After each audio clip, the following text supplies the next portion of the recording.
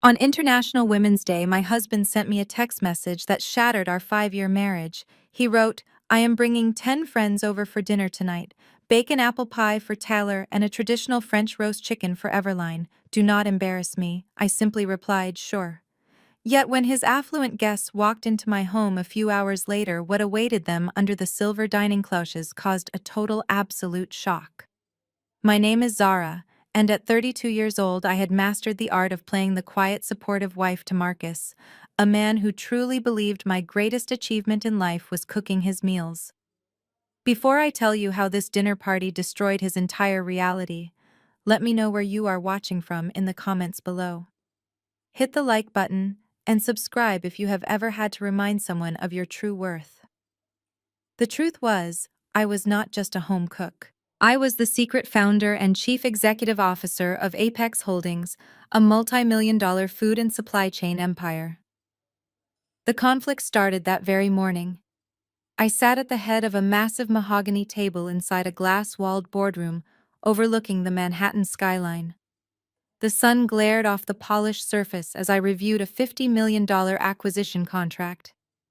My lead corporate attorney, Ms. Sterling, sat beside me, sliding a gold pen across the table.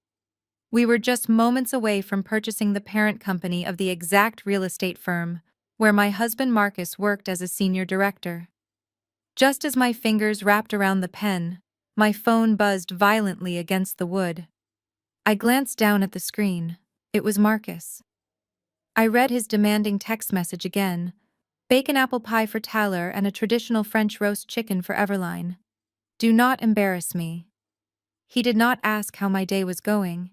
He did not say please. He issued an order to a woman he viewed as his subordinate. Ms. Sterling paused, adjusting her glasses. She caught a glimpse of the illuminated screen and sighed heavily. "Is Marcus throwing another one of his lavish dinner parties, Zara?" she asked. Her voice carried a mix of professional restraint and deep personal annoyance. She knew exactly who Marcus was. She knew that he constantly used our joint bank accounts to fund his luxurious lifestyle, accounts that I secretly replenished every single month while he bragged to his friends about being the sole provider. I set the gold pen down and leaned back in my leather chair. "Yes, he is bringing Taylor and Everline along with 8 other guests," I replied, keeping my voice perfectly level. Taylor was his most toxic business partner, a man who constantly made inappropriate jokes at my expense. Everline was my white sister-in-law, who never missed an opportunity to deliver backhanded compliments about my background, my culture, and the neighborhood where I grew up. Ms. Sterling crossed her arms. "Zara, your husband does not even know that you are about to become his ultimate boss in exactly 10 minutes. Does he still think you are running a small neighborhood catering gig out of the kitchen?" "He thinks I am barefoot in the kitchen waiting for his commands," I said. I picked up my phone and opened the keyboard. I did not write a paragraph explaining my busy schedule. I did not remind him that today was a day meant to celebrate women. I simply typed the word "sure" and pressed send. Then I turned my attention back to the $50 million contract. I picked up the gold pen and signed my name on the dotted line. The ink was dark and permanent. The acquisition was officially complete. I now owned the very ground Marcus walked on. "Congratulations, Madam Chief Executive Officer," Ms. Sterling said, smiling warmly as she gathered the documents. "What is your first order of business for the new quarter?" I stood up, smoothing the front of my tailored suit. "I need a favor, Ms. Sterling. Cancel my afternoon meetings, then I need you to go down to the legal archives and print out 10 specific files. I want full background checks, bank statements, and foreclosure notices. Do not put them in standard manila folders. I want them bound in premium black leather dossiers. Make them look like expensive high-end restaurant menus." Ms. Sterling raised an eyebrow, her smile widening. "Are we serving legal papers for dinner tonight, Zara?" I walked toward the glass door and looked out over the city. "No, Ms. Sterling. We are serving the absolute truth. I am going to give Marcus an unforgettable feast. Have the dossiers delivered to my house by 4 o'clock. I have a dining room table to set." "Before you leave, Madam CEO," Ms. Sterling said, pulling one last beige folder from her leather briefcase. We need to verify the final asset freeze protocol on your joint accounts. Marcus made an unusually large transfer yesterday afternoon, and I want to ensure you are aware of it before we lock his access out completely. I paused with my hand hovering over the brass doorknob. My husband had never been good at hiding his financial incompetence, but his audacity always managed to surprise me. "What did he do this time, Miss Sterling?" I asked. She adjusted her silver-framed glasses and looked down at the highlighted bank statement. "He withdrew exactly $100,000 from the primary joint checking account.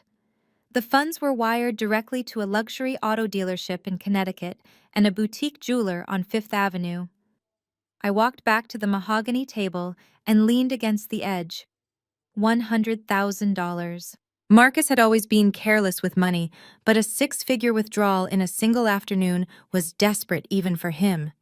"He honestly thinks that money comes from his brilliant stock market investments," I said, shaking my head. "He has no idea that my shell corporation has been quietly depositing those funds every month just to keep his credit score from collapsing." Ms. Sterling flipped the page. The jewelry receipt shows the purchase of a vintage diamond tennis bracelet. The auto dealership invoice is for a down payment on a customized Porsche Macan.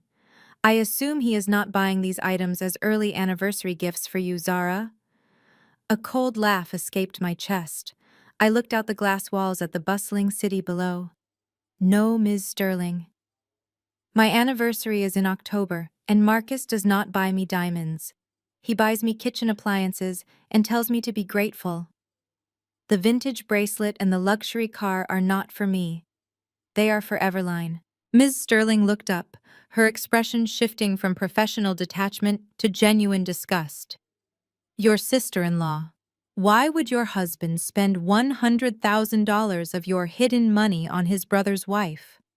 "Because Marcus is infected with a pathological need for validation," I explained. "Everline comes from old money, or at least the illusion of it. She is white wealthy and drips with a suffocating superiority complex that constantly reminds Marcus he is an outsider. His brother David married into her family, and ever since that day, Marcus has been desperate to prove he belongs at their country club table. He buys her lavish gifts under the guise of family investments just to get a pat on the head. He wants her to see him as an equal." "It is pathetic," Ms. Sterling murmured, closing the folder. "He is draining your marital assets to buy the respect of a woman who openly disrespects you." "Everline does not just disrespect me," I said, my voice dropping to a harsh whisper. "She views my existence in her family as a charitable tax write-off. She complains about the smell of my ethnic cooking. She asks if my hair is real every time we sit down for the holidays. And tonight, my husband wants me to roast a chicken for her, while he hands her the keys to a new Porsche, paid for by my sweat and blood." Ms. Sterling tapped her gold pen against the table. "The trap is officially set, Zara. The moment I file these acquisition papers at 5 o'clock, your husband will technically become a low-level employee of your subsidiary company. And the moment I activate the asset freeze at 7 o'clock, his credit cards will turn into worthless pieces of plastic. I want those receipts blown up and printed in high resolution," I instructed, pointing at the folder. "Put the diamond bracelet receipt as the first page in Everline's leather dossier. Put the Porsche invoice directly under it. When she opens her dinner plate tonight, I want her to see exactly whose money she has been flaunting." "Consider it done," Miss Sterling replied, packing the documents into her briefcase. "Will you need your private security detail stationed at the house tonight?" "Have 4 men wait in the kitchen," I said. "Marcus has a temper when he feels cornered, and tonight I am taking away every corner he has left. I am stripping him of his job, his stolen money, and his fragile pride in front of the audience he values most." I pulled the boardroom door open. The air of the corporate hallway rushed in. I stepped out and looked back at my attorney one last time. "Make sure the dossiers are bound perfectly, Ms. Sterling. It is going to be a very long, unforgettable dinner." When the iron gates of our property swung open, the brick facade of the house loomed ahead. Marcus loved to tell his friends that he bought this home with his bonuses. He loved to pretend he was the king of a castle he did not actually own. The truth was, my hidden corporate trust held the deed, and I paid the exorbitant property taxes every single quarter. I stepped out of the car and walked through the heavy double doors of the foyer. The smell of cinnamon, baked apples, and roasting herbs hit me immediately. I walked straight into the sprawling gourmet kitchen. A team of private caterers were frantically moving between the double ovens. They had followed Marcus' demands perfectly. A golden apple pie and a French roast chicken rested on the counter. I pulled a thick envelope of cash from my handbag and handed it to the head chef. "Thank you for your hard work. But the menu has changed," I said. "Take this payment pack up your knives and leave the property immediately. Take all the food with you, my husband and his guests will not be eating tonight." The generous amount of cash quickly dissolved any questions. Within 15 minutes, the kitchen was completely empty. The delicious smells of roasted poultry and baked cinnamon faded away, replaced by the cold, sterile scent of granite cleaner and impending consequences. Right on cue, a courier van pulled up to the service entrance. A young man stepped out carrying a locked briefcase. He handed it to me with a respectful nod. "Ms. Sterling sends her regards," he said before disappearing. I carried the briefcase into the formal dining room and placed it at the head of the massive mahogany table. I snapped the locks open. Inside, resting on black velvet lining, were 10 premium leather-bound dossiers. They looked exactly like the expensive tasting menus you would find at a Michelin-starred restaurant. The leather was soft, the edges were perfectly stitched, and each one was embossed with a subtle gold crest. I began to set the table. I moved methodically around. The polished wood placing crisp white linen napkins, heavy crystal water glasses, and solid silver cutlery at each of the 10 seats. But instead of laying down fine china plates, I placed a leather dossier at every setting. I knew exactly where everyone would sit. Marcus always took the head of the table opposite me to play the role of the benevolent patriarch. Taylor always sat to his right, demanding the most attention. I took the dossier containing the wire fraud evidence and the shell company bank statements and placed it precisely at Taylor's seat. Everline always sat near the middle where she could hold court and project her voice over everyone else. I took the dossier containing her husband's bankruptcy records, the Hamptons foreclosure notice, and the purchase deed showing that I now owned her house. I placed it perfectly centered at her seat. Once all 10 dossiers were arranged, I walked over to the antique wooden sideboard and retrieved 10 heavy silver cloches. The polished metal domes were traditionally used in high-end hotels to keep gourmet meals hot before serving. I walked around the table and carefully lowered a silver cloche over each leather dossier. The metal clanged softly against the table surface, hiding the legal landmines from view. I stepped back and admired my work. The dining room looked absolutely stunning. The crystal chandeliers caught the light reflecting off the silver domes. It looked like the setting for a perfect wealthy family gathering. No one would suspect that underneath those covers lay the absolute ruin of their personal and professional lives. 4 large men in tailored black suits stepped silently into the dining room from the kitchen hallway. My private security team had arrived. I nodded to the lead guard. "Lock the front gate after they enter." I instructed, "Disable the garage sensors. Nobody leaves this house until I say so." He nodded and motioned for his men to take their positions in the shadows of the hallway. Suddenly, the deep roar of a high-performance engine shattered the quiet evening. I recognized the obnoxious sound of Marcus Aston Martin speeding up the long driveway. The engine cut off abruptly, followed by the slamming of heavy car doors. Through the thick wood of the front doors, I could hear loud, arrogant voices echoing in the stone foyer. Taylor's booming laugh and Everlene's sharp, condescending tone pierced through the walls. My husband and his parasites had arrived expecting a lavish feast. I stood silently at the head of the table, smoothed my dress, and prepared to serve them. I took a slow, deep breath, finally knowing this night would completely change my life forever.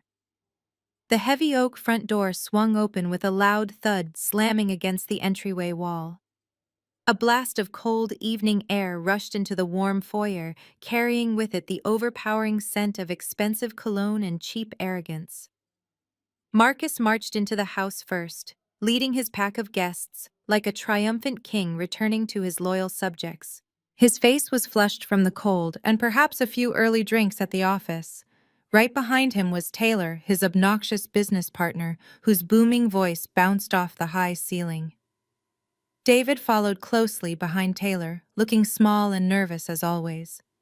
And then came Everline, draping herself in a heavy fur coat, stepping over the threshold as if she were gracing a peasant village with her royal presence. 6 other guests filed in behind them, laughing loudly at a joke Taylor had just made. They did not take off their shoes. They did not wipe their feet. They simply tracked the city streets directly onto my pristine hardwood floors. Marcus stopped in the middle of the foyer and finally noticed me standing quietly near the archway of the dining room. He did not say hello. He did not ask how my day was. Instead, he shrugged off his heavy wool winter coat, rolled it into a ball, and threw it directly at my chest. The heavy fabric hit me hard, forcing me to take a step back to catch my balance. The metal buttons scraped against my collarbone. It was a calculated move designed to immediately establish his dominance in front of his friends. He wanted them to see that in this house I was not his equal. I was his servant. I clutched the heavy coat in my hands, feeling the cold, damp fabric against my skin. A year ago, this simple act of disrespect would have sent me to the bedroom in tears. Today, it only fueled the burning fire of my impending revenge. Taylor let out a loud, obnoxious chuckle and slapped Marcus on the shoulder. He looked me up and down with a dismissive gaze that made my skin crawl. David refused to make eye contact with me, staring intently at his expensive leather shoes instead. The other guests exchanged amused glances, clearly enjoying the power dynamic Marcus was displaying. They were all complicit in his behavior. They thrived on it. They fed off the energy of belittling someone they deemed beneath them. I stood there holding the coat, absorbing their collective disrespect. I memorized every smirk and every condescending look. Marcus stepped closer to me, his breath smelling strongly of aged scotch. "Where are the appetizers?" he barked, his voice echoing in the sudden silence of the foyer. "Taylor is starving. We have been working hard all day while you were sitting around here doing whatever it is you do. Do not just stand there looking stupid." He gestured aggressively toward the kitchen. "Bring out the food, Zara. We do not have all night to wait for you to figure out how to serve a simple meal. I want the drinks poured, and I want the plates on the table right now."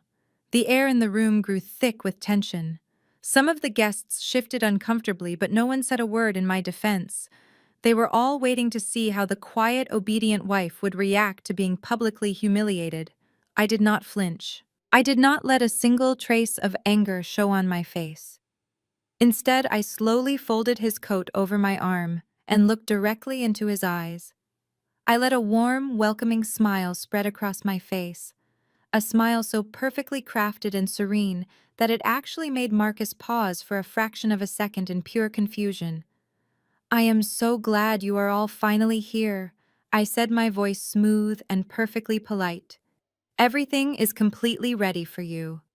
I extended my free hand toward the archway of the formal dining room, gesturing for the group to follow me. "Please come this way," I invited them. "The table is set, and your special dinner is waiting under the covers. Take your seats and make yourselves comfortable." Marcus puffed out his chest, clearly satisfied that his public display of authority had worked flawlessly. He led the group toward the dining room, barking at Taylor to grab a good seat. As the guests began to shuffle past me, Everline finally stepped into the light. She paused right next to me, deliberately invading my personal space. She slowly tilted her head back and dramatically sniffed the air, her perfectly manicured eyebrows pulling together in a tight look of profound disgust, fully preparing herself to deliver the very first sharp insult of this unforgettable evening together. The guests filtered into the formal dining room, their eyes immediately drawn to the shimmering silver cloches resting at each place setting. The heavy crystal chandeliers cast a warm glow over the polished mahogany table, but the atmosphere felt anything but inviting. Marcus directed everyone to their designated seats, acting like the grand master of a lavish feast. He took his position at the head of the table, gesturing for Taylor to sit to his right. Everline glided toward the center seat, her fur coat now draped carelessly over the back of her dining chair. Before even sitting down, she picked up the heavy crystal water glass and held it up to the light. She squinted her eyes, inspecting the pristine rim for imaginary smudges, making sure everyone noticed her high standards. Finding none, she set the glass back down with a sharp clink and finally took her seat. She crossed her legs and folded her hands over the crisp white linen napkin, resting her elbows on the table in a display of complete entitlement. She looked around the room, taking in the elegant decor, before her gaze finally landed on me, standing quietly at the opposite end of the table. "I hope you did not use too much of that ethnic seasoning," Zara Everline said, her voice cutting through the low murmur of the other guests.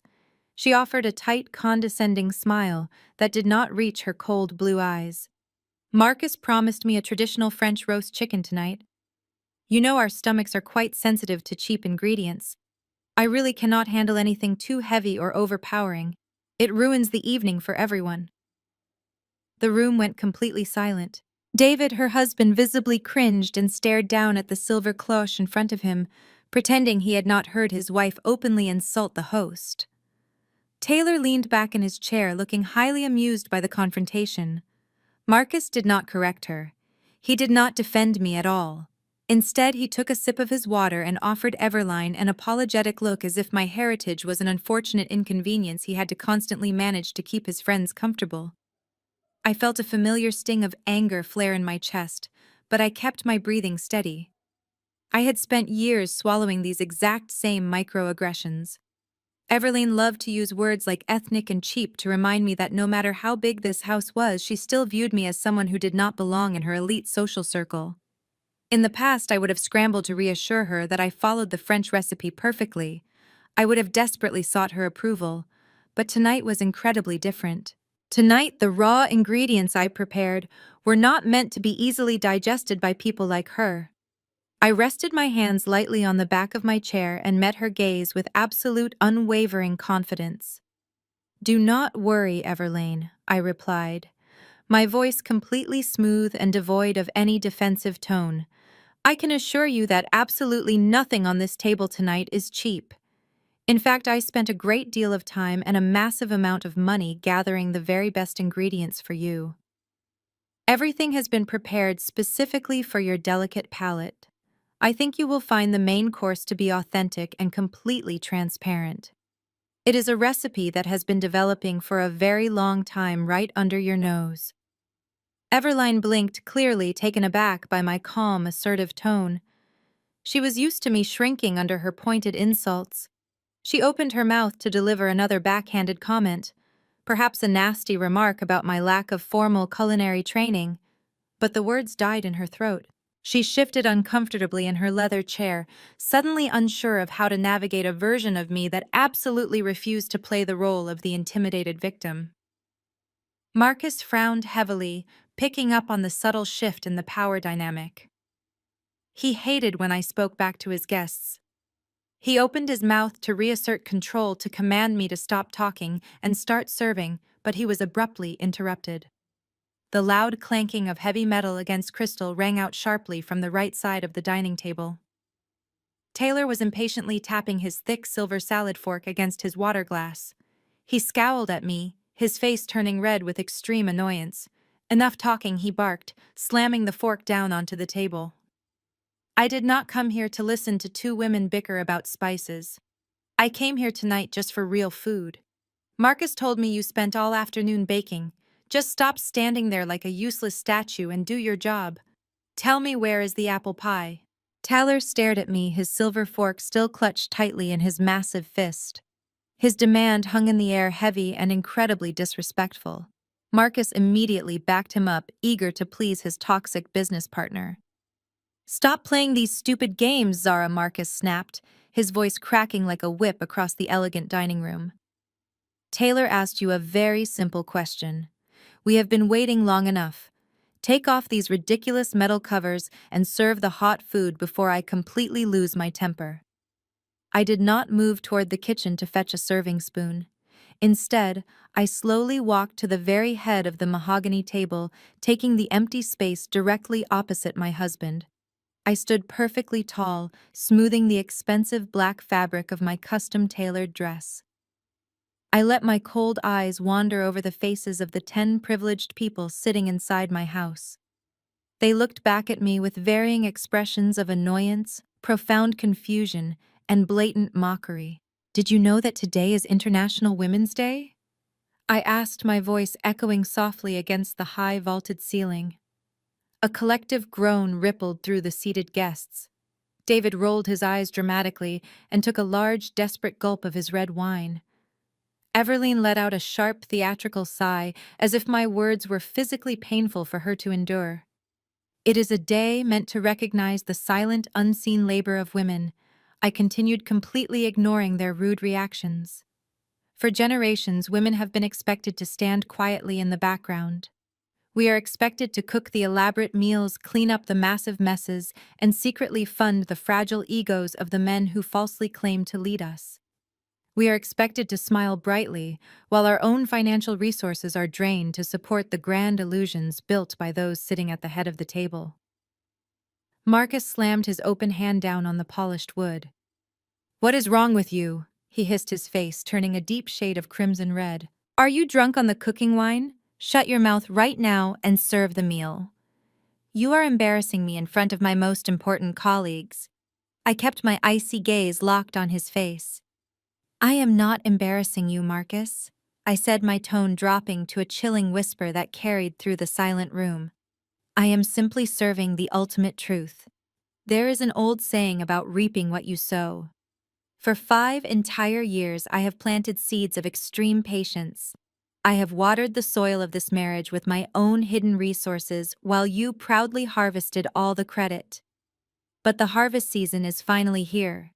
Tonight, every single person sitting at this table is going to consume exactly what they have rightfully earned. Nothing more and nothing less. You demanded a feast. I have prepared a banquet of absolute reality." The guests exchanged highly confused and mocking glances. One of Marcus' colleagues whispered something foul to his wife, and she stifled a nasty laugh behind her linen napkin. They genuinely thought I was having a mental breakdown. They thought the pressure of being a perfect domestic servant had finally cracked my mind. Everline leaned over to David and muttered loud enough for the entire room to hear clearly. "I told you she was deeply unstable. This is exactly what happens when you marry someone with absolutely no class." Marcus stood up abruptly, his heavy chair scraping violently against the hardwood floor. He pointed a trembling, furious finger directly at me. "I am giving you one last warning, Zara," he shouted, his chest heaving with anger. "If you do not stop this insane rant right now, I will send you straight to the bedroom.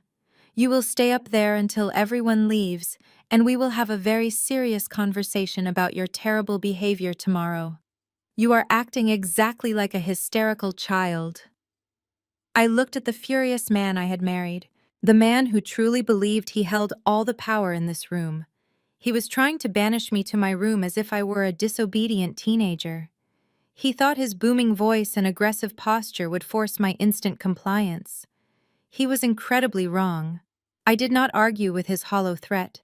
I did not raise my voice or defend my sanity to a table full of parasites. I simply broke eye contact with my husband and began to walk slowly down the right side of the long table.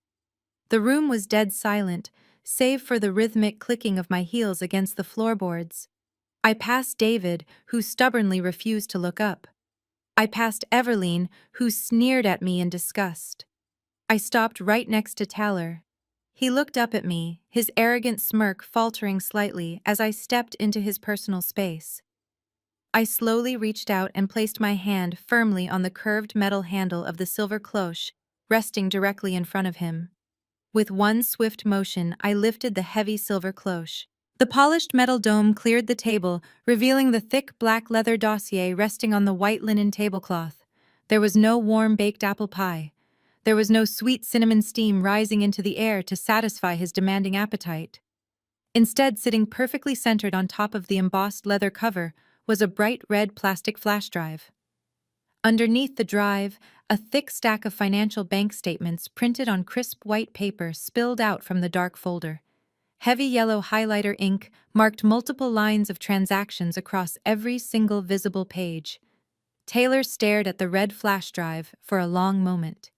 He blinked his thick eyelashes several times, as if trying to adjust his vision to a sudden bright light. A slow, uncertain grin crept across his face, and he let out a short, highly nervous laugh. "What is this, Zara?" he asked, looking back up at me with a condescending smirk. "Is this some kind of twisted corporate joke? Did Marcus put you up to this little stunt? Because if he did, it is not very funny at all.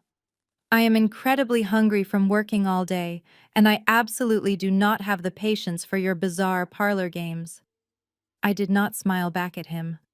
I reached down and picked up the very first page of the highlighted bank statements, holding it up to the light of the crystal chandelier. "This is your special dessert, Taylor," I said, keeping my voice absolutely flat and devoid of any emotion. "Let us take a close look at the ingredients together." I looked down at the highlighted numbers and began to read aloud, clearly and slowly. Account routing number, ending in 4729. Registered to a limited liability company called Blue Horizon Consulting. Date of initial incorporation, March 14th, exactly 3 years ago. Taylor immediately stopped laughing. His face went entirely slack, losing all of its previous arrogant color. Across the long dining table, Marcus suddenly dropped his crystal water glass. It hit the mahogany wood with a heavy, sickening thud, spilling ice and cold water all over his expensive suit pants. But he did not even move to wipe it up. I turned to the second page and continued reading the undeniable evidence. Monthly deposits of exactly $45,000 wired from the local union pension fund directly into the Blue Horizon corporate account. From there, the stolen funds are immediately transferred via wire fraud to a secondary offshore blind trust located in the Cayman Islands. Would you like me to read those specific offshore account numbers too, Taylor, or do you already have them memorized for your retirement plan? The elegant dining room suddenly felt like all the oxygen had been instantly sucked out of the air. Everline stared at Taylor, her mouth hanging slightly open in pure, unadulterated shock. David shifted his eyes back and forth between Marcus and his business partner, sensing the immense legal danger radiating through the room. The other 6 wealthy guests sat completely frozen in their heavy wooden chairs, paralyzed by the sudden revelation of severe federal financial crimes being loudly announced over a dinner table. "You are supposed to be a senior partner at a highly respected commercial real estate firm." "Taylor," I said, dropping the heavy paper back onto the table. "Yet you and my husband have spent the last 36 months quietly siphoning millions of dollars from the retirement funds of hardworking union construction workers. You purposely set up fake vendor contracts. You billed the vulnerable pension fund for phantom consulting services that absolutely no one ever performed. And then you funneled that stolen money straight into your own pockets to fund your expensive sports cars, your luxury island vacations, and your pathetic gambling habits." Marcus finally found his voice. He stood up quickly, gripping the sharp edge of the table until his knuckles turned completely white. "Shut up, Zara!" he yelled, his voice shaking with absolute terror and desperate rage. "Shut your mouth right now before you ruin everything. You do not know what you are talking about. You broke into my private home office and you stole highly confidential client files.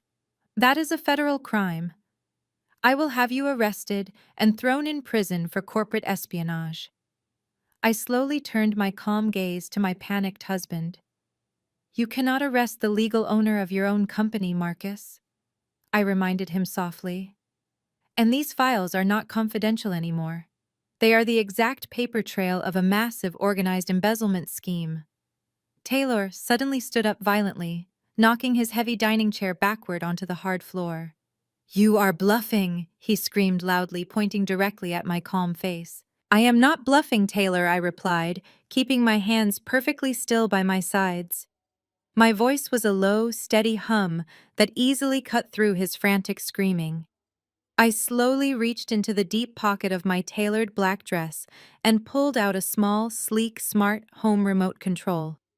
I held it up so the crystal chandelier light caught the dark polished glass of the device.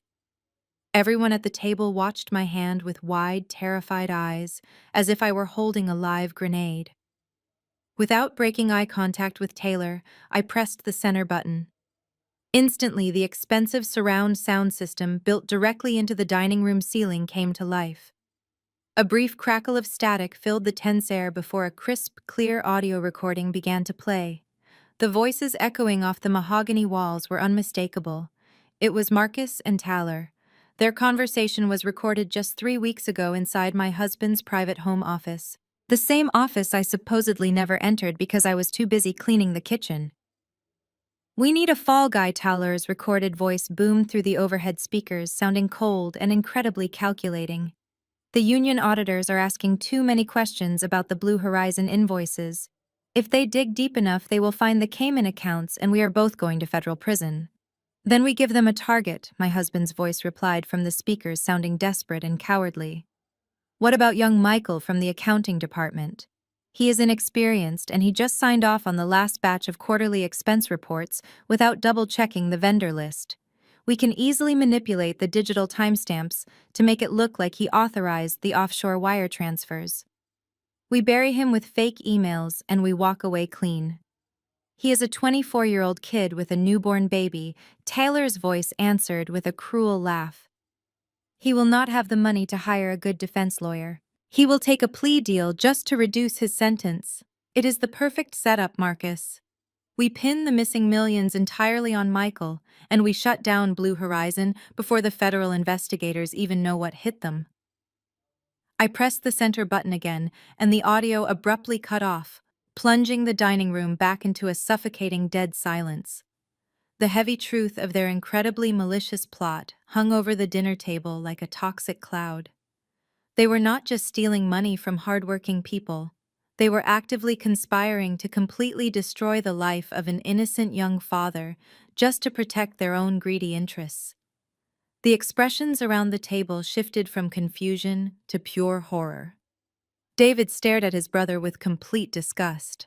Evelyn looked physically sick, her face entirely drained of color as she finally realized the massive scale of the criminal enterprise funding her luxurious lifestyle. The other 6 guests subtly pushed their heavy chairs away from the table, desperate to distance themselves from the radioactive fallout of this dinner party. Marcus collapsed back into his chair, looking exactly like a dead man. His breathing was shallow and erratic. He opened his mouth to formulate a lie, but no words came out.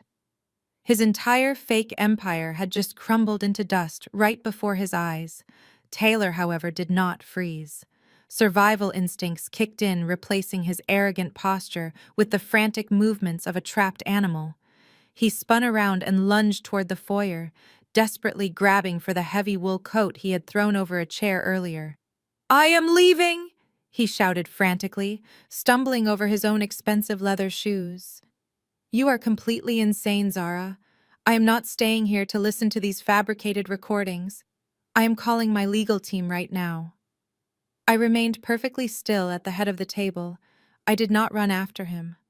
I did not raise my voice to stop him. Instead, I simply opened the security application on my mobile phone and pressed the red lockdown icon.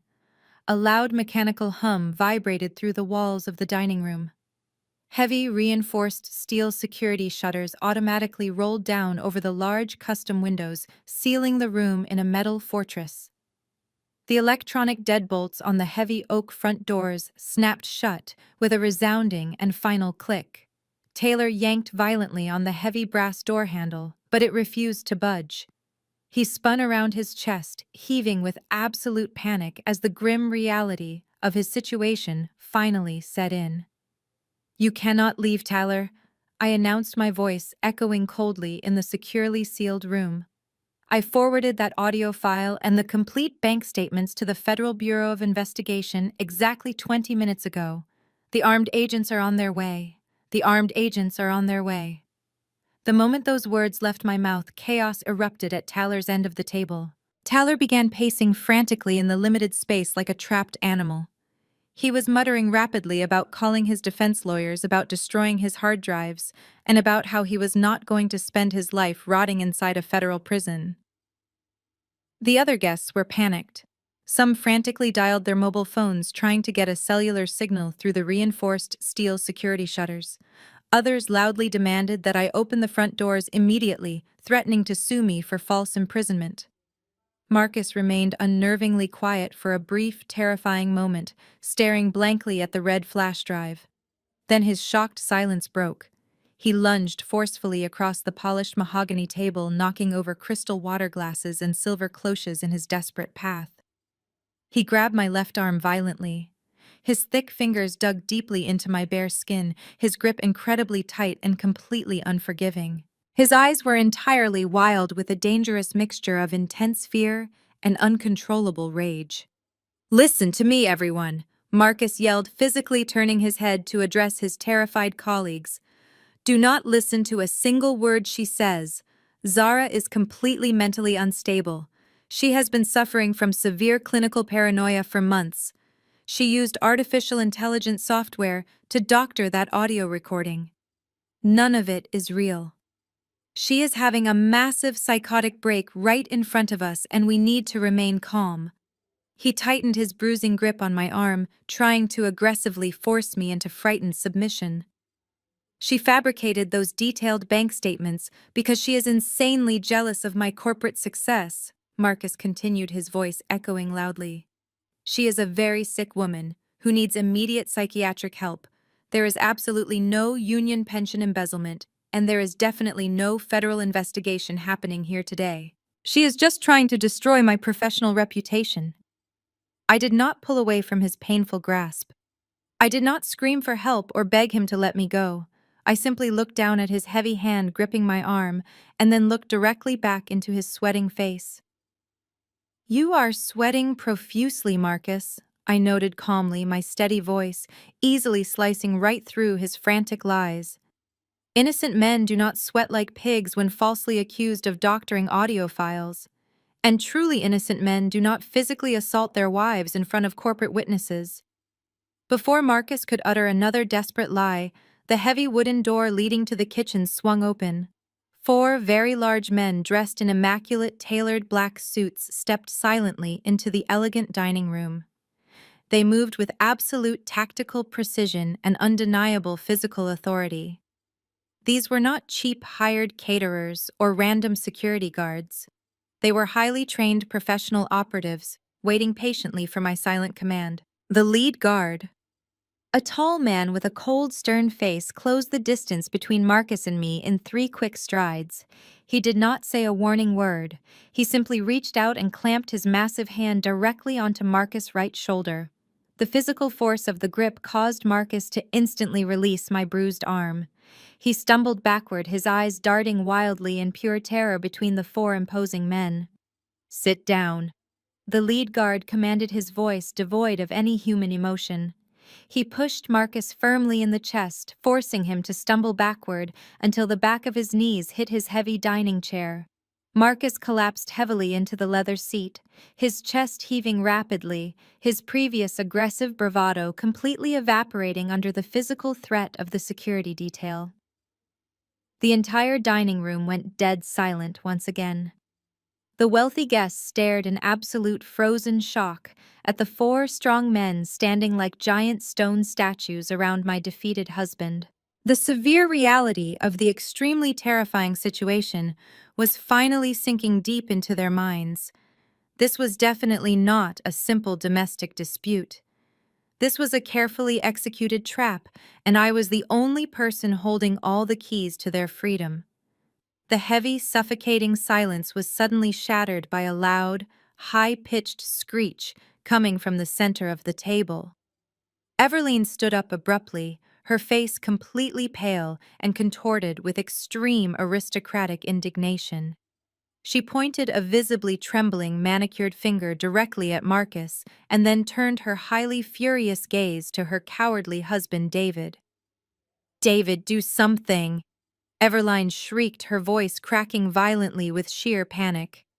"I cannot believe you dragged me into this complete nightmare. Fire Marcus right now. Strip him of his corporate title and get us out of this terrifying house immediately. I absolutely refuse to sit here and eat my dinner tonight in a complete madhouse." Everline snatched her incredibly expensive fur coat from the back of her heavy leather dining chair. She slung it forcefully over her shoulder with an exaggerated motion of extreme disgust. She glared at me, her pale blue eyes practically vibrating with unchecked rage and deeply ingrained racial entitlement. "Open these steel security shutters right this second, Zara," she commanded, her voice echoing sharply against the polished mahogany walls. "You have absolutely no legal right to hold me hostage inside your tacky little suburban home. I come from a wealthy family that practically helped build this entire city from the ground up. My grandfather founded the exclusive country club where your pathetic criminal husband constantly begs to play golf every single weekend. If you do not unlock that front door immediately, my powerful family lawyers will completely destroy your entire pathetic life. They will bury you in so much aggressive litigation that you will be entirely bankrupt and living on the streets by tomorrow morning." David reached out with a violently trembling hand, trying to gently grab his wife's arm. "Please, Everline, just sit down and be quiet," he whispered desperately, clearly terrified of the 4 incredibly large security guards standing silently nearby. "We do not want to make things any worse than they already are right now." Everline violently jerked her arm away from her weak husband. "Do not! You dare tell me to be quiet, David!" She snapped, her face flushing a deep shade of indignant, angry red. "I am not going to cower in fear just because this arrogant woman hired some cheap muscle to intimidate us over a dinner table. She is absolutely nothing. She has always been nothing but a mistake. She is just a glorified housemaid who got incredibly lucky when Marcus decided to drastically lower his high standards. I am going back to my massive estate in the Hamptons tonight, and I am never stepping foot in this hideous house ever again." I listened to her completely unhinged rant without interrupting a single word. Her desperate need to loudly assert her social superiority was entirely predictable and remarkably pathetic. I slowly began to walk down the left side of the long, polished dining table. My heels clicked rhythmically against the dark hardwood floor, measuring the heavy, suffocating silence that immediately followed her loud, arrogant outburst. I casually passed the highly terrified corporate guests, who were now pressing themselves tightly against the high backs of their chairs. I walked directly behind David, who was staring down at his empty porcelain plate, looking entirely defeated and physically sick. Finally, I stopped moving when I was standing directly behind Everline. I could easily smell the strong floral scent of her incredibly expensive designer perfume. It was a thick, suffocating fragrance meant to cleverly mask the incredibly ugly reality of her deeply toxic personality. "You are deeply obsessed with the grand illusion of your own superiority." "Everlyn?" I said, my voice low and dangerously calm, just inches from her right ear. She stiffened instantly, her narrow shoulders tensing defensively under the heavy fur coat, but she stubbornly refused to turn around and look at my face. "You walk into my private home and you openly insult the hot food I prepare. You make nasty, underhanded comments about my rich cultural heritage, and you constantly treat my very existence as a personal insult to your pristine high society pedigree. You honestly believe that your precious generational wealth makes you completely untouchable by the normal rules of human decency." Everline let out a short, highly bitter laugh. "It actually does make me untouchable," she sneered, staring straight ahead at the polished silver cloche resting on the table directly in front of her. "You can lock all the doors and play your little security guard games all night long, Zara, but it changes absolutely nothing about who we are. Tomorrow morning I will wake up in my $10 million beachfront mansion, and you will still be trapped in this miserable, pathetic little life, serving a corrupt man who steals money just to buy me vintage diamond bracelets." I smiled a cold, entirely humorless smile, looking down at the top of her perfectly styled, expensive blonde hair. You are incredibly confident about a lavish future that simply does not exist anymore, I told her smoothly without raising my voice. You loudly boast about your untouchable status, but your entire reality is built on a crumbling, weak foundation of hidden lies and massive unpaid debts. You absolutely love to flaunt your generational wealth, but you never even bother to check if the family bank accounts are actually full. Everline finally turned her head to look up at me. What are you talking about? She whispered. I slowly lifted the silver cloche up. I slowly lifted the silver cloche up. The polished metal dome moved away to reveal a sleek black leather dossier just like the one sitting in front of Tyler. But the papers resting on top of Everline's dossier were entirely different. There was a thick stack of legal documents printed on heavy formal paper, secured with a stark red legal seal. At the very top of the stack was a highly official document bearing the bold, heavily capitalized heading of the state Supreme Court.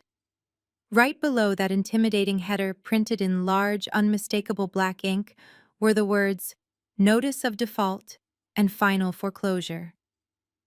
Underneath that terrifying notice lay the original property deed to her precious $10 million beachfront mansion. Everlane stared down at the documents. Her perfectly manicured hands hovered awkwardly in the air. Her initial expression of aristocratic rage slowly morphed into one of profound, genuine confusion. She blinked several times, leaning slightly closer to the table as if her expensive contact lenses were suddenly failing her. "What is this garbage?" she demanded, her voice losing some of its sharp edge. "Why do you have a fake copy of the deed to my house, Zara? This is completely absurd. You think printing out some fake internet documents is going to scare me tonight?" I reached out and gently tapped my index finger directly on the red legal seal. "These documents are absolutely real, Everline," I said, my voice remaining perfectly calm and level. "That seal is straight from the county clerk office. I highly suggest you read the second page, the one detailing the massive unpayable liens placed against your pristine property. You see, Everline, you love to brag about your flawless life and your generational wealth, but you have been living completely in the dark for a very long time. While you were busy taking expensive shopping trips to Paris and hosting lavish charity galas, your husband was incredibly busy losing every single penny you thought you possessed." Everlane scoffed loudly, waving her hand dismissively. "David is a highly successful investment banker," she countered, though a slight tremor of uncertainty now laced her words. "He manages millions of dollars for top clients. He would never let anything happen to our family estate." I slowly walked around the back of her chair and stood next to David. David had not moved a single muscle since the silver cloche was lifted. He was staring straight ahead at the mahogany wood, looking like a man who was about to face a brutal firing squad. "Your husband has not been a successful investment banker for over 2 years, Everline," I announced loudly enough for every terrified guest in the room to hear clearly. He was quietly let go from his prestigious firm 24 months ago, after they discovered his severe offshore gambling addiction. Did he forget to mention that minor detail to you? Did he forget to tell you about the massive amounts of money he lost playing high-stakes baccarat on illegal online servers located in Macau and the Bahamas? The color completely drained from Everline's face. She looked at the heavy stack of legal papers again, her eyes desperately scanning the dense paragraphs of financial ruin. "He completely drained your joint savings accounts within the first 6 months." I continued, relentlessly delivering the hard, absolute facts. "When that money was finally gone, he secretly mortgaged your beautiful Hamptons estate to the absolute maximum legal limit. He took out massive, high-interest loans from extremely shady private lenders just to cover his mounting gambling debts. He desperately chased his massive losses, convinced he could win it all back before you ever noticed the missing funds. But the house always wins, Everline, and David lost absolutely everything. Your entire lavish lifestyle has been completely funded by toxic, unpayable debt for the past 2 years." Everline sat frozen in her expensive leather chair. Her mouth opened and closed, but absolutely no sound came out. The grand illusion of her superior high society life was rapidly shattering into a million sharp pieces right in front of her eyes. The designer dress she was wearing, the luxury sports car parked in my driveway, the massive beachfront estate she constantly bragged about, they were all completely gone. They belonged entirely to the banks and the aggressive private creditors now. "You are lying," she finally whispered, her voice incredibly frail and completely devoid of its former arrogance. "David would never do that to me. We are wealthy. We are completely untouchable." I did not argue with her desperate, pathetic denial. I simply took a step back and gestured toward the silent man sitting beside her. "If you truly believe I am lying, Everline, I strongly suggest you ask him yourself," I said smoothly. "Ask the man who blatantly forged your signature on the second mortgage application." Everline slowly turned her head. The heavy fur coat slipped slightly off her tense, trembling shoulders. She looked down at David. He was sweating profusely, heavy drops of moisture beading on his pale forehead and rolling quickly down his neck. His hands were gripping the sharp edge of the dining table so tightly his knuckles were completely white. He was staring intensely at his empty porcelain dinner plate, absolutely refusing to make eye contact with his devastated wife. He was staring intensely at his empty porcelain dinner plate, absolutely refusing to make eye contact with his devastated wife. Everline let out a sudden sharp sound that was half gasp and half scream. She brought her manicured hands down incredibly hard on the heavy mahogany dining table, causing the crystal water glasses to violently rattle against the polished wood. "Look at me, David!" she shrieked, her voice completely losing its carefully cultivated, polished, aristocratic edge. "Tell me she is lying to me right now. Tell me you did not gamble away our entire financial future on stupid internet card games and shady offshore bets." David simply squeezed his eyes shut, refusing to look up. A single heavy drop of sweat rolled off the tip of his nose and landed directly on the crisp white linen napkin resting on his lap. His shoulders slumped forward in absolute defeat. He could not say a single word in his own defense, because every single word printed in that black leather dossier was the absolute terrifying truth. When David refused to answer, Everline suddenly snapped her head back toward me. Her eyes were completely bloodshot, and her chest heaved wildly under her incredibly expensive designer dress. "So what?" she screamed, pointing a violently shaking finger directly at my face. "So what if things got a little tight financially for a few months? You think this stupid piece of paper actually means anything in the real world, Zara? We are the Millers. My wealthy family has been banking with the exact same elite financial institutions for over 3 straight generations. My grandfather plays golf with the president of the bank every single Sunday morning. All David has to do is pick up the phone, make one simple phone call, and they will easily give us a 6-month extension. They will instantly restructure the entire loan just like they always do for people in our exclusive social tax bracket. We are completely untouchable, and you are just a bitter, jealous woman trying to scare us with standard legal paperwork." I slowly shook my head, feeling a deep, profound sense of satisfaction wash over me. I looked at her with pure, unadulterated pity. "You really do not understand how the modern financial world actually works, do you, Everline?" I said, keeping my tone completely even and perfectly calm. "The prestigious bank your grandfather played golf with does not own your massive toxic mortgage anymore. They dropped your highly defaulted account many months ago. When a borrower completely stops paying on massive high-interest luxury loans, the bank absolutely does not care about your precious family name or your elite country club memberships. They only care about aggressively cutting their immediate financial losses. They bundle up the bad debt and they sell it off to the highest bidder at a very steep discount." Everline blinked rapidly, her false aristocratic confidence beginning to violently crack once again. "What are you talking about?" she demanded, her voice shaking with fresh panic. "The bank would never dare sell our historic family mortgage to some random stranger." "They did not sell it to a stranger, Everline," I corrected her, stepping slightly closer to her chair. "They sold it to a highly aggressive private debt collection firm. a massive firm that absolutely specializes in quietly acquiring distressed luxury real estate portfolios across the entire East Coast. I strongly suggest you look closely at the second page of that official foreclosure notice. Look right at the bottom where the new legal owner of your massive debt is officially listed in black ink. Everline frantically snatched the heavy paper from the leather dossier. Her trembling fingers traced down the dense legal text until she reached the bold black ink at the very bottom of the page. She read the words out loud, her voice barely above a raspy, terrified whisper. Apex Holdings Limited Liability Company. She looked up at me, her face completely blank. "Who is Apex Holdings?" she asked, sounding entirely defeated. "Is that one of Taylor's shady shell companies? Did my corrupt husband sell our massive beachfront estate to his own criminal brother?" Marcus, who was still sitting frozen in his chair under the watchful eyes of my massive security guards, suddenly let out a strangled gasp. He recognized the corporate name immediately. It was the exact same parent company he had been desperately trying to secure a major commercial real estate deal with all year long. "No, Everline," I said, my voice ringing with absolute chilling finality.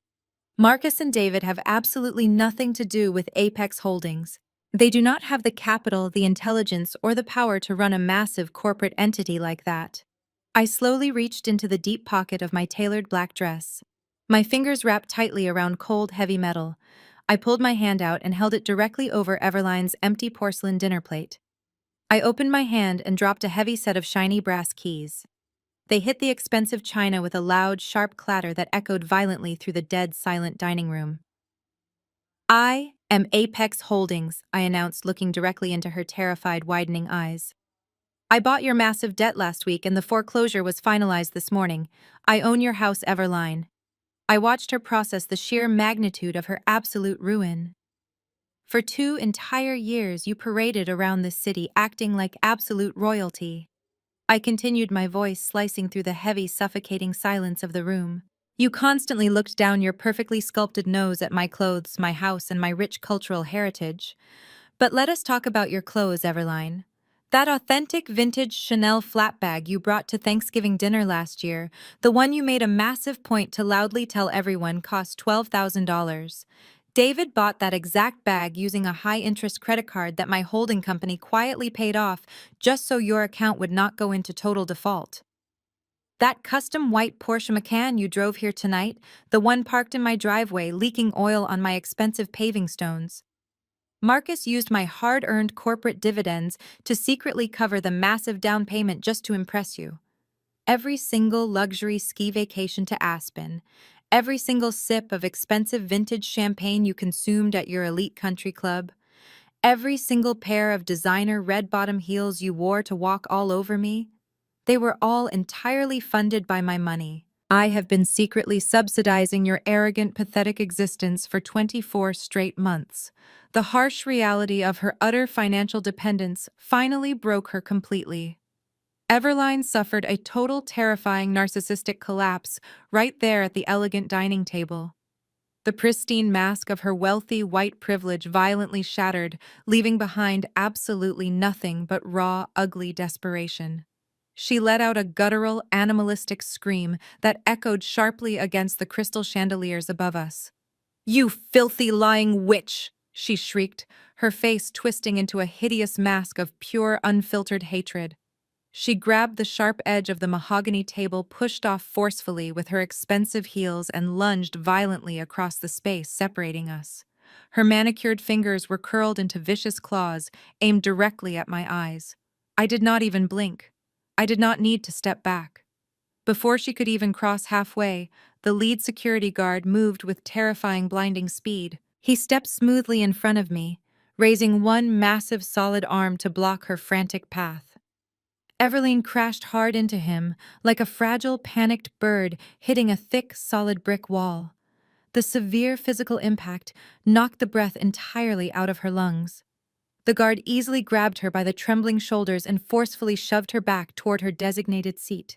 She stumbled wildly, her expensive heels twisting painfully underneath her shifting weight, until she crashed heavily back into her thick leather dining chair. Humiliated, physically restrained, and entirely stripped of her false power, Everlane completely lost her mind. She desperately needed a physical target for her explosive, unhinged rage, and she immediately found the closest, weakest one available.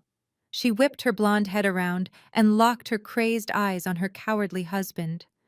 David was still cowering in his seat, trembling uncontrollably and sweating profusely. "You pathetic, useless loser!" Everline screamed at the absolute top of her lungs. She scrambled frantically to her feet, leaned aggressively over the table, and slapped him directly across the face. The sharp, violent smack echoed like a gunshot through the silent dining room. David gasped, raising his shaking hands to protect his face, but she slapped him again, even harder this time. "You completely ruined my life!" She wailed, heavy tears of pure, narcissistic rage finally streaming down her flushed cheeks, completely ruining her expensive, flawless makeup. "You promised me a perfect, wealthy life, and you threw it all away on stupid, illegal gambling websites. You made me completely dependent on this despicable woman." She hit him a third time, her heavy diamond rings tearing a small, bloody scratch across his pale, sweating cheek.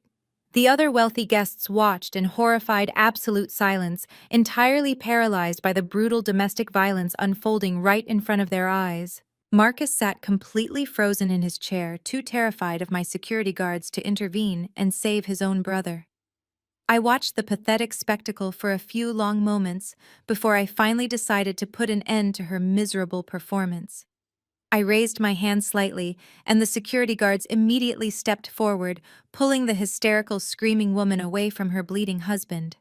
"Stop screaming, Everline!" I commanded, my voice cutting sharply through her chaotic, endless wailing. "You are completely wasting your breath here, and you are running out of valuable time." She struggled weakly against the massive guard holding her arms, but stopped yelling, panting heavily, as she glared at me with absolute venom.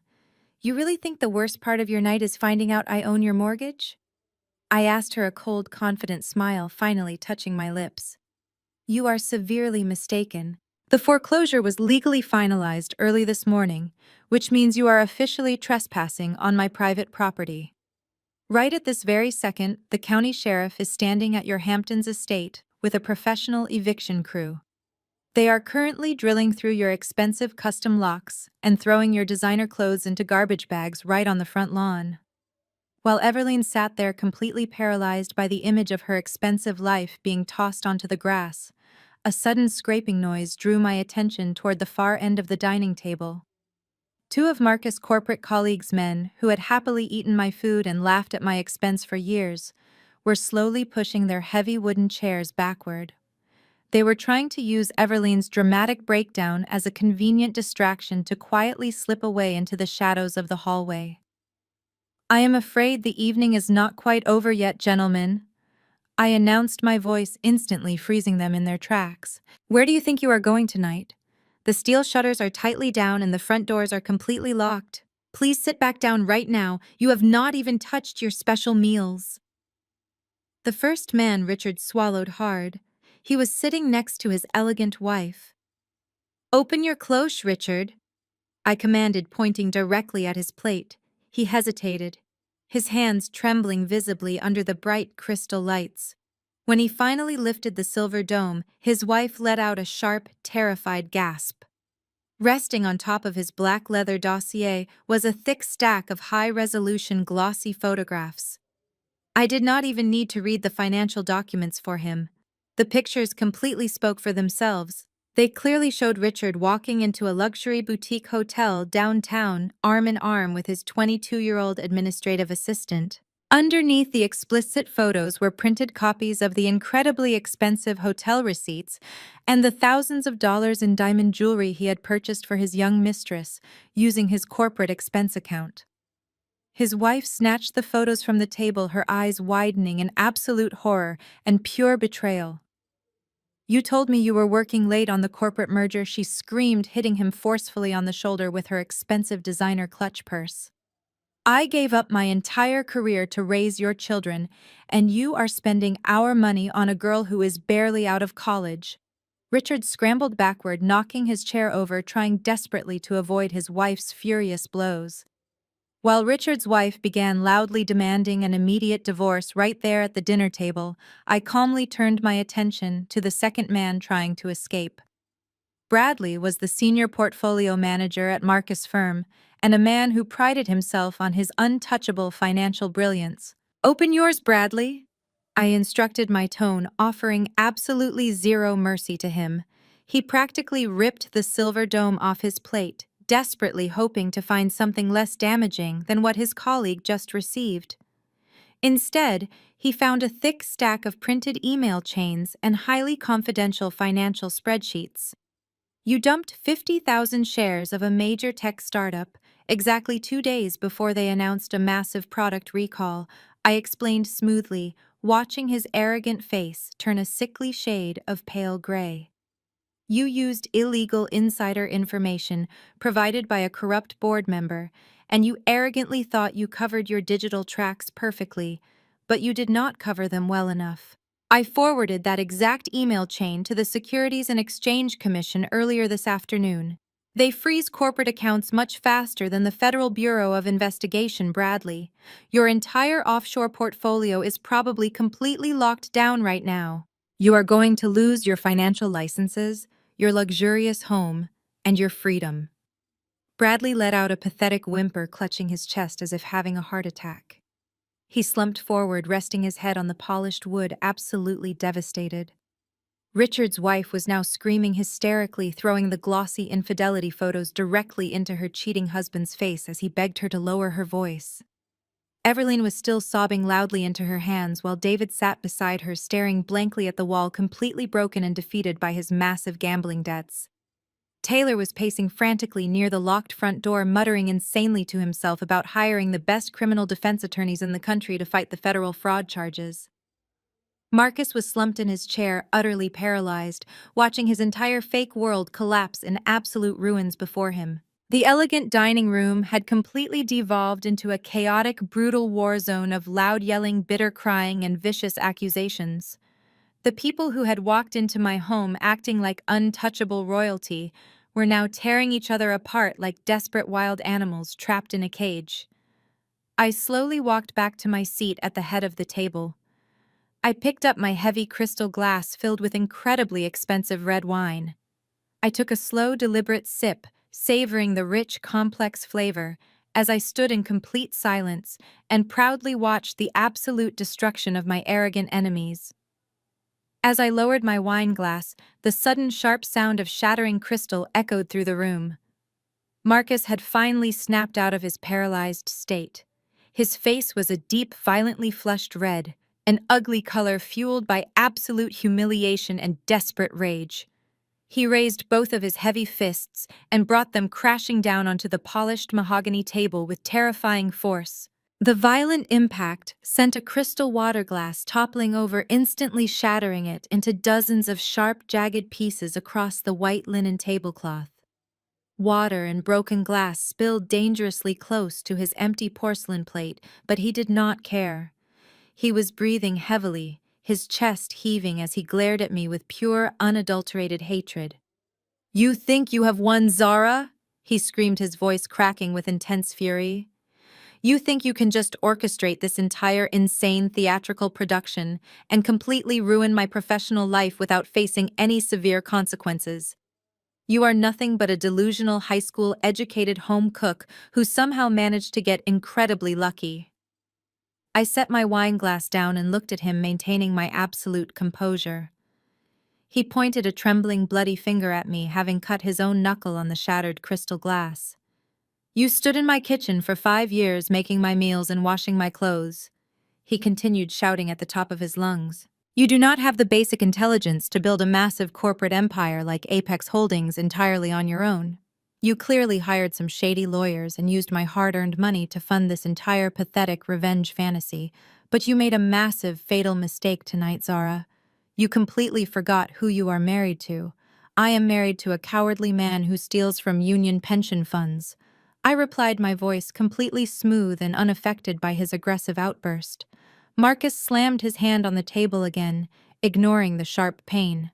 "I am a senior director at a highly prestigious commercial real estate firm," he roared desperately, trying to reclaim his shattered authority in front of his ruined colleagues. I know exactly how corporate law works. I know exactly how marital assets are divided in this state. If you truly own Apex Holdings, and you built it during our 5-year marriage, then guess what, my sweet delusional wife? Half of that multi-million-dollar corporate empire legally belongs to me. David and Everline briefly stopped their vicious arguing, turning their heads to listen to Marcus. A tiny, pathetic glimmer of false hope flashed across Everline's tear-stained face. If Marcus could successfully sue me for half of my massive fortune, then maybe he could pay off David's disastrous gambling debts and save her precious Hampton's estate. I am filing for divorce the absolute second I walk out of this house, Marcus declared, puffing out his chest with a false sense of immense power. I am going to hire the most ruthless, aggressive divorce attorneys in the entire country. They are going to completely tear apart your hidden shell companies and expose every single financial secret you have been keeping from me. I am going to take half of your corporate dividends, half of your real estate portfolio, and half of every single penny you have hidden in your secret bank accounts. By the time my legal team is completely finished with you, Zara, you will be entirely bankrupt and begging for a minimum wage job sweeping the floors of my new office. The room fell completely silent once again. The terrified guests watched closely, waiting to see how I would react to his massive legal threat. Marcus stood tall, breathing heavily, a smug, arrogant smirk slowly returning to his flushed face. He genuinely believed he had just played a brilliant, unbeatable trump card. He honestly thought the American legal system would automatically protect his toxic male ego and reward his years of financial abuse. You are incredibly predictable, Marcus, I said slowly, shaking my head in pure, genuine pity. You always rely on threats of legal action when you completely lose control of a situation, but you are forgetting one extremely important detail about our marriage. I reached my hand into the thick leather dossier resting safely beside my dinner plate. My fingers bypassed the bank statements and the corporate acquisition documents. I reached all the way down to the very bottom of the thick file and pulled out a crisp, heavy stack of legal papers bound together with a dark blue ribbon. I held the document up under the bright crystal chandelier light so he could clearly see the bold black text printed on the very first page. Do you remember signing this prenuptial agreement exactly 5 years ago, Marcus? I asked him very softly. Do you remember signing this prenuptial agreement exactly 5 years ago? Marcus, I asked him very softly. He stared at the dark blue ribbon binding the thick stack of legal paper. I could clearly see the exact moment the distant memory registered in his panicking brain. 5 years ago, he was a highly arrogant junior executive desperate to protect his corporate bonus checks from his new wife. He actually hired a highly aggressive legal team to draft an incredibly restrictive contract just to ensure I could never touch his money if we ever got divorced. I happily signed the document without a single complaint because I was already quietly building my own massive corporate portfolio. He genuinely thought the contract was an impenetrable protective shield for his fragile ego, but tonight it was his absolute financial death warrant. I slowly untied the dark blue ribbon and let it fall onto the white linen tablecloth. I flipped past the standard boilerplate language until I reached page 42. I smoothed the heavy, expensive paper down with my hand and pointed directly to a long paragraph that was heavily highlighted in bright yellow ink. Let me refresh your memory about the specific legal traps your own expensive attorney set for us, I said, my voice completely steady and commanding. Section 4, paragraph B, explicitly outlines the strict parameters of the morality and financial abuse clauses. Marcus swallowed hard, his throat working nervously as the blood drained entirely from his flushed face. What does that have to do with anything? He demanded, his voice completely losing its previous aggressive volume and cracking with intense fear. I looked down at the highlighted text and began to read the dense legal terminology aloud, so every single terrified guest at the table could hear it clearly. In the event that either party utilizes joint marital assets to knowingly fund, facilitate, or participate in any illegal enterprise, corporate fraud, or criminal embezzlement, all rights to marital property, corporate equity, and spousal support are immediately and permanently forfeited by the offending party. I paused for a brief moment, letting the heavy legal jargon sink deeply into the silent room. Furthermore, the offending party completely waives any and all legal rights to contest the absolute forfeiture of said marital assets in a court of law. I slowly looked up from the heavy document and locked my cold eyes directly onto his sweating face. Do you fully understand what those specific legal terms actually mean in the real world, Marcus? I asked him. You did not just make a few incredibly bad business investments. You actively commingled our marital assets with a massive federal criminal enterprise. He violently shook his head from side to side in desperate, pathetic denial. I never used our personal money for business, he shouted frantically, slamming his hand against his thigh. Blue Horizon was completely separate from our accounts. That is another pathetic, ridiculous lie, I corrected him instantly, reaching back into the dark leather dossier resting on the table. I pulled out a perfectly preserved copy of a cleared bank check from exactly 3 years ago. You used our primary joint checking account to pay the initial corporate filing fees and the expensive legal retainers to establish Blue Horizon Consulting. You used marital funds to literally build the exact shell company you and Taylor used to steal millions of dollars from the Union Pension Fund. You also used that exact same joint account yesterday to buy Everline a vintage diamond bracelet and a custom luxury vehicle, completely exposing us to federal asset seizure.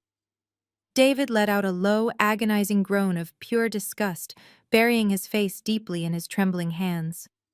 Everline stared at Marcus with absolute raw hatred, finally realizing he had recklessly dragged her directly into his terrifying criminal web. By using our joint marital funds to facilitate federal wire fraud and massive embezzlement, you automatically triggered the absolute worst penalty in your own prenuptial agreement. I explained, my voice ringing with total, undeniable finality. This highly restrictive contract legally severs you from every single asset I currently possess. You do not get to claim half of Apex Holdings. You do not get a single penny of my massive corporate dividends. You do not get this massive house or any of the luxury cars parked in the garage. This ironclad legal document completely strips you of absolutely everything you thought you owned. You walk away from this 5-year marriage with exactly $0.00. Marcus stared at the prenuptial agreement as if it were a highly venomous snake resting quietly on the dining table. The stark, terrifying reality of his complete financial annihilation was finally crashing down heavily on his shoulders. He was entirely trapped by his own arrogant legal maneuvering. He stared at me, his chest heaving rapidly as his desperate mind wildly scrambled for any possible escape route. Then he suddenly threw his head back and began to laugh. It was a loud, hysterical, completely unhinged sound that echoed violently against the crystal chandeliers above us. The sheer desperation in his breaking voice made his terrified colleagues physically recoil in their heavy leather chairs. He slammed his bleeding hand against the polished wood of the table one more time, glaring at me with absolute madness. "You cannot enforce that," he screamed, pointing a violently shaking finger directly at my calm face. "My firm's legal team will completely crush you in court. I am a senior partner." "You are a senior partner." I repeated his words slowly, letting the sheer arrogance of his statement hang in the heavy air of the dining room. "You genuinely believe that your prestigious commercial real estate firm is going to deploy its incredibly expensive corporate attorneys to protect a man who just stole millions of dollars from a union pension fund?" I turned my back on his violently red, sweating face and began to walk slowly toward the head of the polished mahogany table. My heels clicked rhythmically against the dark hardwood floor, echoing like a ticking clock in the dead, silent room. "You are incredibly naive, Marcus. Corporate legal teams exist solely to protect the massive corporate entity from severe financial damage. They absolutely do not exist to protect a toxic criminal liability like you." I reached my designated seat at the very head of the table. Unlike all the other panicked guests, I did not have a shiny silver cloche resting in front of my chair. I only had a single sleek black leather folder resting quietly on the pristine white linen tablecloth. I rested my hands flat against the polished wood and looked down the long, elegant table at the absolutely ruined people sitting trapped inside my house. Everline was still quietly sobbing into her hands, completely shattered by her sudden massive poverty. David was staring blankly at the floor, accepting his brutal fate. Taylor was gripping his hair in absolute panic, knowing the federal agents were rapidly approaching. And Marcus was standing there breathing heavily, desperately clinging to the fragile false illusion of his corporate power. I picked up the black leather folder and flipped it open with a smooth, deliberate motion. Inside rested a single sheet of heavy premium paper. It was not a bank statement or a foreclosure notice or a glossy photograph of an incredibly messy affair. It was a highly official corporate press release scheduled to be published on the front page of the Financial Times at exactly 8 o'clock tomorrow morning. I pulled the crisp paper from the dark folder and walked slowly back down the entire length of the table until I was standing directly in front of my furious, desperate husband. I held the document out toward his chest. He hesitated for a brief, agonizing moment, his eyes darting suspiciously between my calm, confident face and the heavy paper. Finally, his violently trembling fingers reached out and snatched the document from my hand. Read the bold headline, "Marcus," I instructed, keeping my voice entirely even and completely devoid of any human emotion. Read it out loud, so Taylor and all of your wealthy corporate colleagues can hear exactly what their prestigious firm has been up to today while they were busy insulting my cooking. Marcus looked down at the heavy paper. His eyes rapidly scanned the large, bold black letters printed across the very top of the page. His jaw suddenly dropped wide open, and the remaining aggressive color completely drained from his face, leaving him looking exactly like a terrified ghost. He opened his dry mouth to speak, but his vocal cords completely failed him. He simply stood there staring at the press release as if it were written in a strange foreign language he could not possibly comprehend. "Since you seem to have suddenly lost your ability to speak, I will gladly read the exciting news for you," I announced, turning my head slightly to address the entire silent dining room. The headline officially announces that Apex Holdings has successfully completed a massive $50 million hostile takeover of your highly prestigious commercial real estate firm. The final acquisition contracts were officially signed inside my massive glass-walled boardroom at exactly 10 o'clock this morning. The few remaining corporate guests sitting at the table gasped loudly in absolute shock. They looked wildly at Marcus, waiting desperately for him to aggressively deny the insane corporate claim, but he remained completely silent. His terrified eyes were permanently glued to the undeniable corporate seal printed heavily at the bottom of the page. "You spent the last 5 years treating me like an uneducated domestic servant." I continued, my voice rising slightly to fill the elegant room with undeniable, absolute authority. "You forced me to bake apple pies and roast chickens for your toxic friends while you openly mocked my intelligence and my rich cultural background. You truly believed that your fancy corporate title made you an untouchable king in this house. But while you were busy playing golf and stealing union money to buy Everline expensive sports cars, I was quietly building a massive financial empire entirely from scratch. I poured my extreme dedication and my relentless, fierce focus into creating a powerhouse holding company that absolutely dominates the commercial real estate market. You drastically underestimated exactly what a determined Black woman can achieve when she operates in total silence and absolute brilliance." Marcus slowly lowered the heavy legal paper. His hands were shaking so violently he could barely hold on to the single sheet. "You bought my company," he whispered, his voice sounding incredibly small and entirely broken. "I did not just buy your company, Marcus," I corrected him, stepping incredibly close to his terrified, pale face. "I bought the massive parent company that owns your firm and every single lucrative subsidiary attached to it. I am the new permanent majority shareholder of your entire corporate existence. I am the sole powerful person who dictates the financial future of your highly prestigious firm. And as of this very morning, I am officially your ultimate boss. And as of this very morning, I am officially your ultimate boss. Marcus staggered backward slightly, as if the heavy, confident words had physically struck him forcefully in the chest. His terrified eyes darted wildly around the silent, elegant dining room, searching desperately for someone to tell him this was all just a terrible nightmare. But Tyler was looking away in panic. David was still completely broken, and Everline was silently weeping into her hands. He was entirely alone. I did not give him a single second to recover his shattered breath or attempt to formulate another pathetic lie. As your new majority shareholder and the acting chief executive officer of your parent company, I am utilizing my executive corporate authority right here and right now. I announced, my voice echoing coldly off the polished mahogany walls. Marcus, you are officially terminated from your position as senior director. You are fired effective immediately. I watched his facial muscles twitch uncontrollably. You are not being let go with a generous corporate severance package. I continued relentlessly.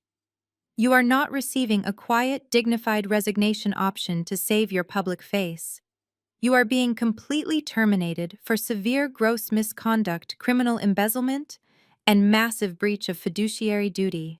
My private corporate security team is currently standing inside your downtown office building. They have already packed your personal belongings into cheap cardboard boxes and completely wiped your digital hard drives. Your expensive corner office, the one you constantly bragged about at my dinner table while treating me like dirt, has been entirely cleared out. Marcus shook his head violently, his hands reaching out toward me in a pathetic gesture of absolute denial. You cannot fire me, he gasped, his voice barely a weak trembling whisper. I have massive equity in that firm. I am a senior partner. I own incredibly valuable stock. You owned stock? I corrected him immediately, shutting down his final desperate hope.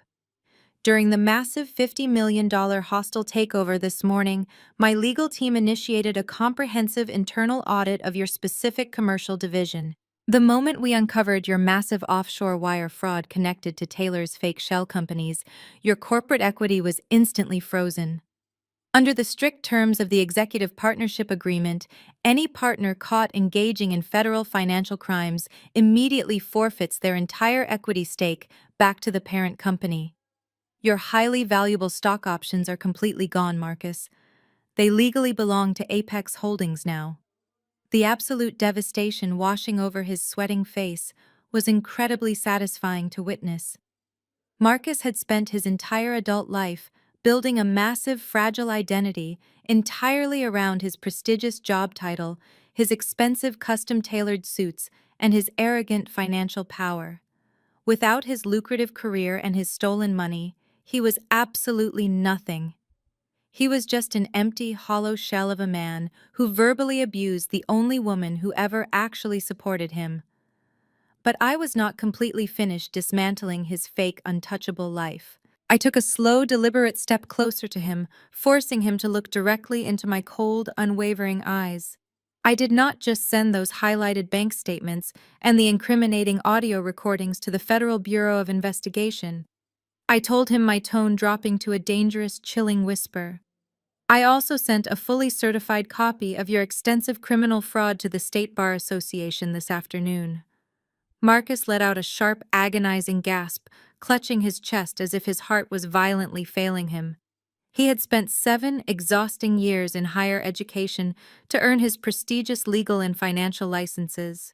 It was his absolute proudest achievement, and the primary tool he used to manipulate people. I filed a formal legal grievance reporting your massive ethical violations and your direct involvement in stealing millions from a hardworking union pension fund. I continued smoothly.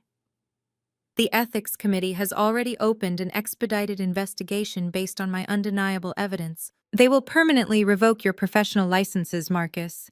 You will be officially disbarred. You will absolutely never work in commercial real estate finance or corporate law ever again. No respectable firm in this entire country will ever hire a disgraced, disbarred criminal. His chest was heaving with rapid, incredibly shallow breaths. His completely ruined life was flashing directly before his terrified eyes. And finally, there is the matter of our miserable, toxic 5-year marriage, I concluded, taking a slight step back from his trembling figure. Since you have completely violated the strict financial abuse clauses of our restrictive prenuptial agreement, I am officially filing for a highly contested divorce first thing tomorrow morning. You are leaving this incredibly expensive house tonight with exactly the clothes on your back.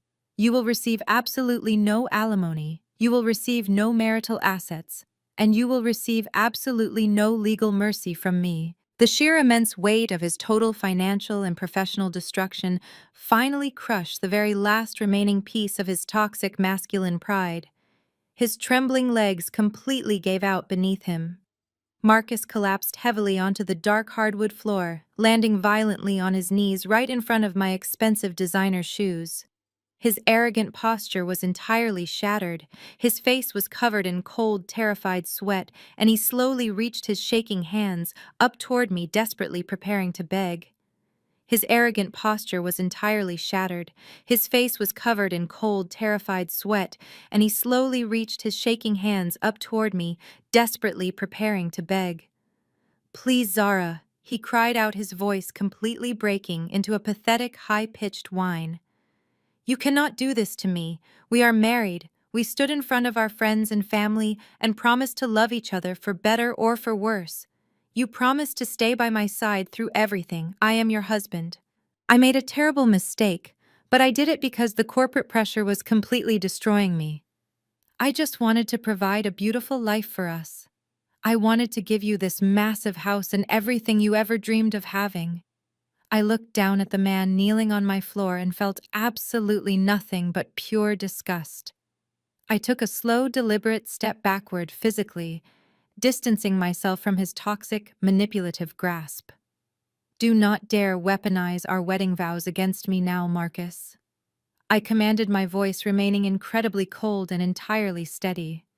"You completely abandoned those sacred vows the very first time you stole money to buy another woman a diamond bracelet.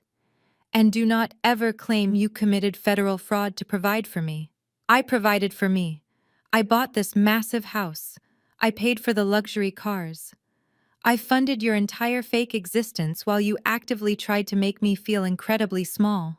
He kept his hands raised, tears streaming rapidly down his flushed cheeks, but I refused to let him interrupt me. I had held my tongue for 5 years, and I was finally going to speak my absolute truth. "You want to talk about our marriage, Marcus?" I asked him, gesturing toward the completely ruined dining table.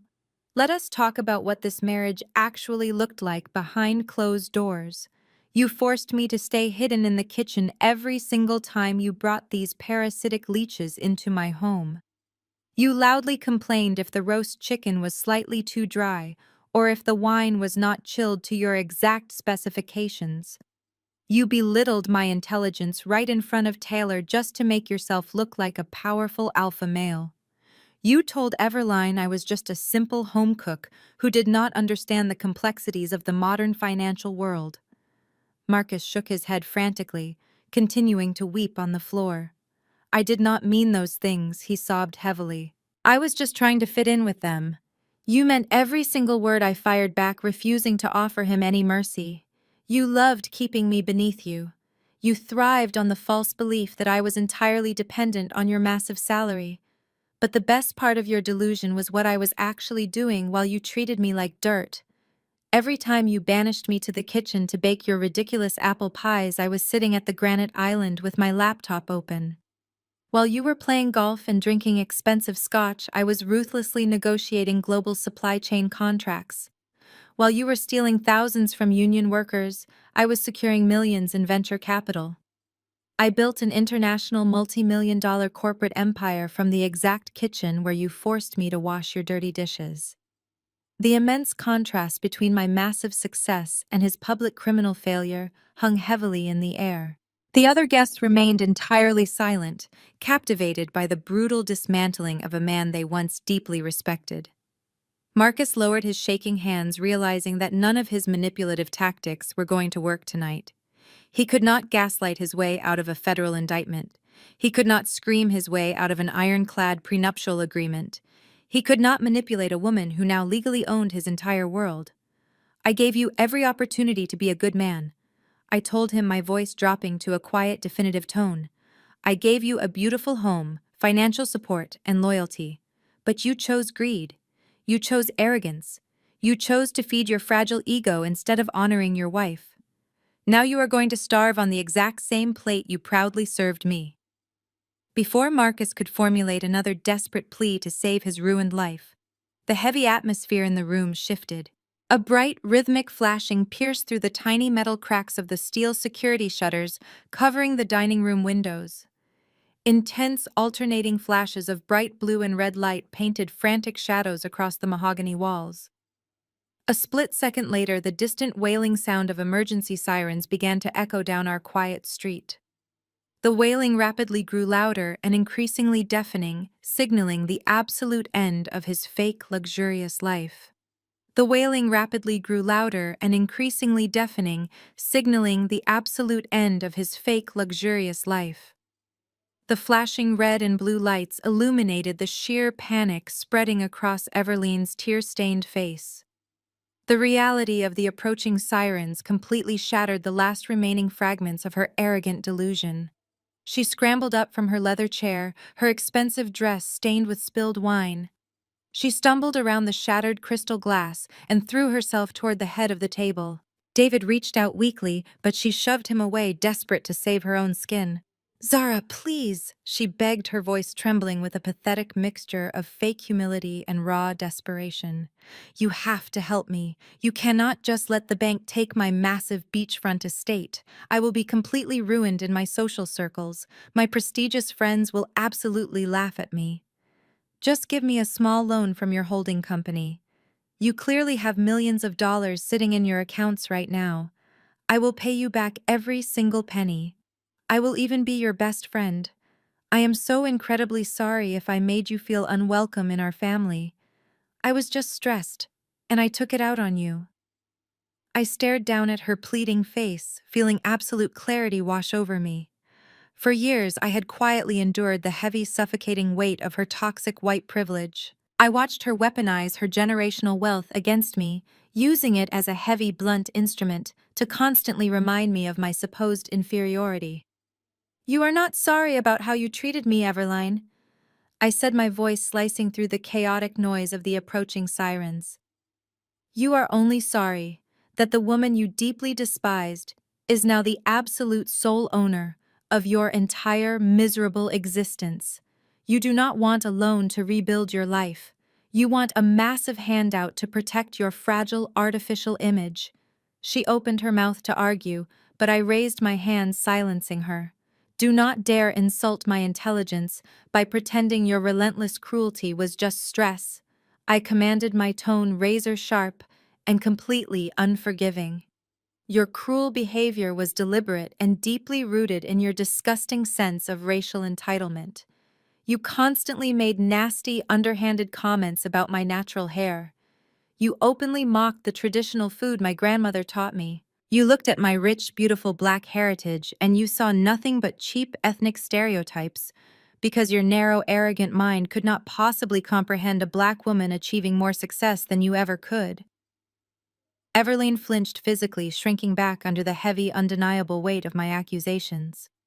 Her eyes darted toward the heavily shuttered windows as the loud sirens outside abruptly cut off, signaling that the emergency vehicles had parked directly in my driveway. "You proudly flaunted your old money as if it made you an inherently better human being." I continued, refusing to let her look away from my cold gaze. "But your precious generational wealth was nothing but an incredibly fragile house of cards built on massive gambling debts and toxic loans. Meanwhile, my wealth was built entirely on grueling hard work, relentless late nights, and the brilliant financial legacy of my own family. I am completely breaking the cycle of financial abuse right here in this dining room today. I am drawing an ironclad permanent boundary. You are entirely cut off, Everline. You will not receive a single dime from me or my corporate entities.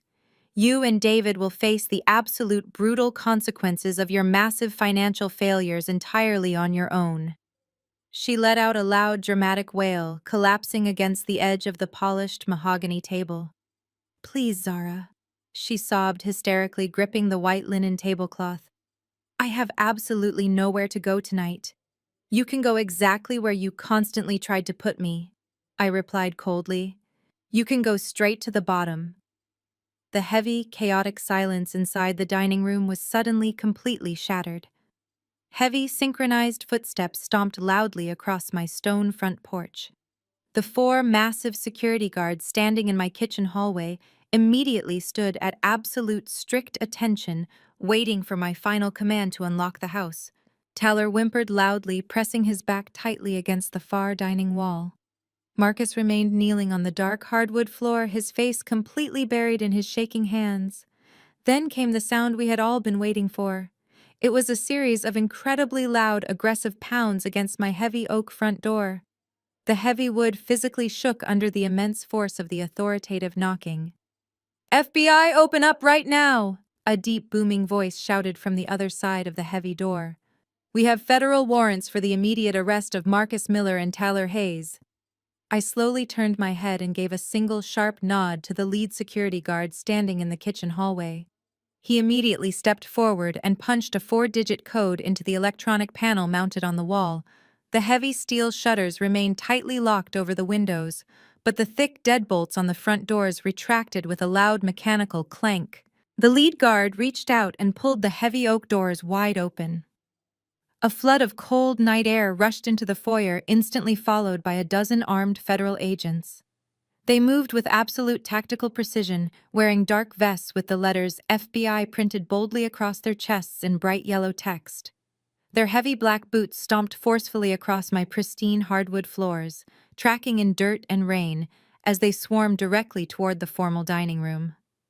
The overwhelming presence of federal law enforcement completely suffocated whatever remaining air was left in the room. The elegant dinner party had officially transformed into an active federal crime scene. The wealthy guests who had spent the entire evening mocking me now pressed themselves flat against the dining room walls, completely terrified of catching an obstruction charge. Taylor Hayes was standing near the edge of the dining table, his massive chest heaving with uncontrolled panic. When the first two federal agents breached the dining room archway, screaming for everyone to get their hands where they could see them, Taylor's survival instincts violently kicked in. Instead of surrendering peacefully, he made an incredibly stupid decision. He genuinely believed his physical size and corporate arrogance could somehow overpower trained federal law enforcement. "I am not going to any federal prison," he roared, his voice cracking with adrenaline. He lowered his thick shoulder and lunged aggressively toward the closest agent, desperately trying to shove his way past them and escape through the kitchen. He did not even make it 3 steps. The agents reacted with lightning-fast, brutal efficiency. 2 agents instantly grabbed Taylor by the shoulders and completely swept his expensive leather shoes right out from under him. The massive physical momentum sent Taylor flying sideways across the room. He crashed violently into my antique wooden china cabinet. The heavy impact shattered the thick glass doors, instantly raining sharp broken glass and priceless vintage porcelain plates all over his expensive tailored suit. Taylor hit the floor with a heavy, agonizing thud, screaming in pain as the agents immediately pinned him down. "Stop resisting and put your hands behind your back," an agent shouted, forcefully pressing a heavy knee directly between Taylor's shoulder blades. The arrogant senior partner who had demanded an apple pie just an hour ago was now eating the cold hardwood floor, bleeding from a small cut on his forehead and whimpering as the heavy steel cuffs snapped violently around his thick wrists. While Tyler unsuccessfully fought for his freedom, Marcus had the exact opposite reaction. He was still kneeling on the floor exactly where he had collapsed earlier, completely paralyzed by the terrifying reality of his absolute ruin.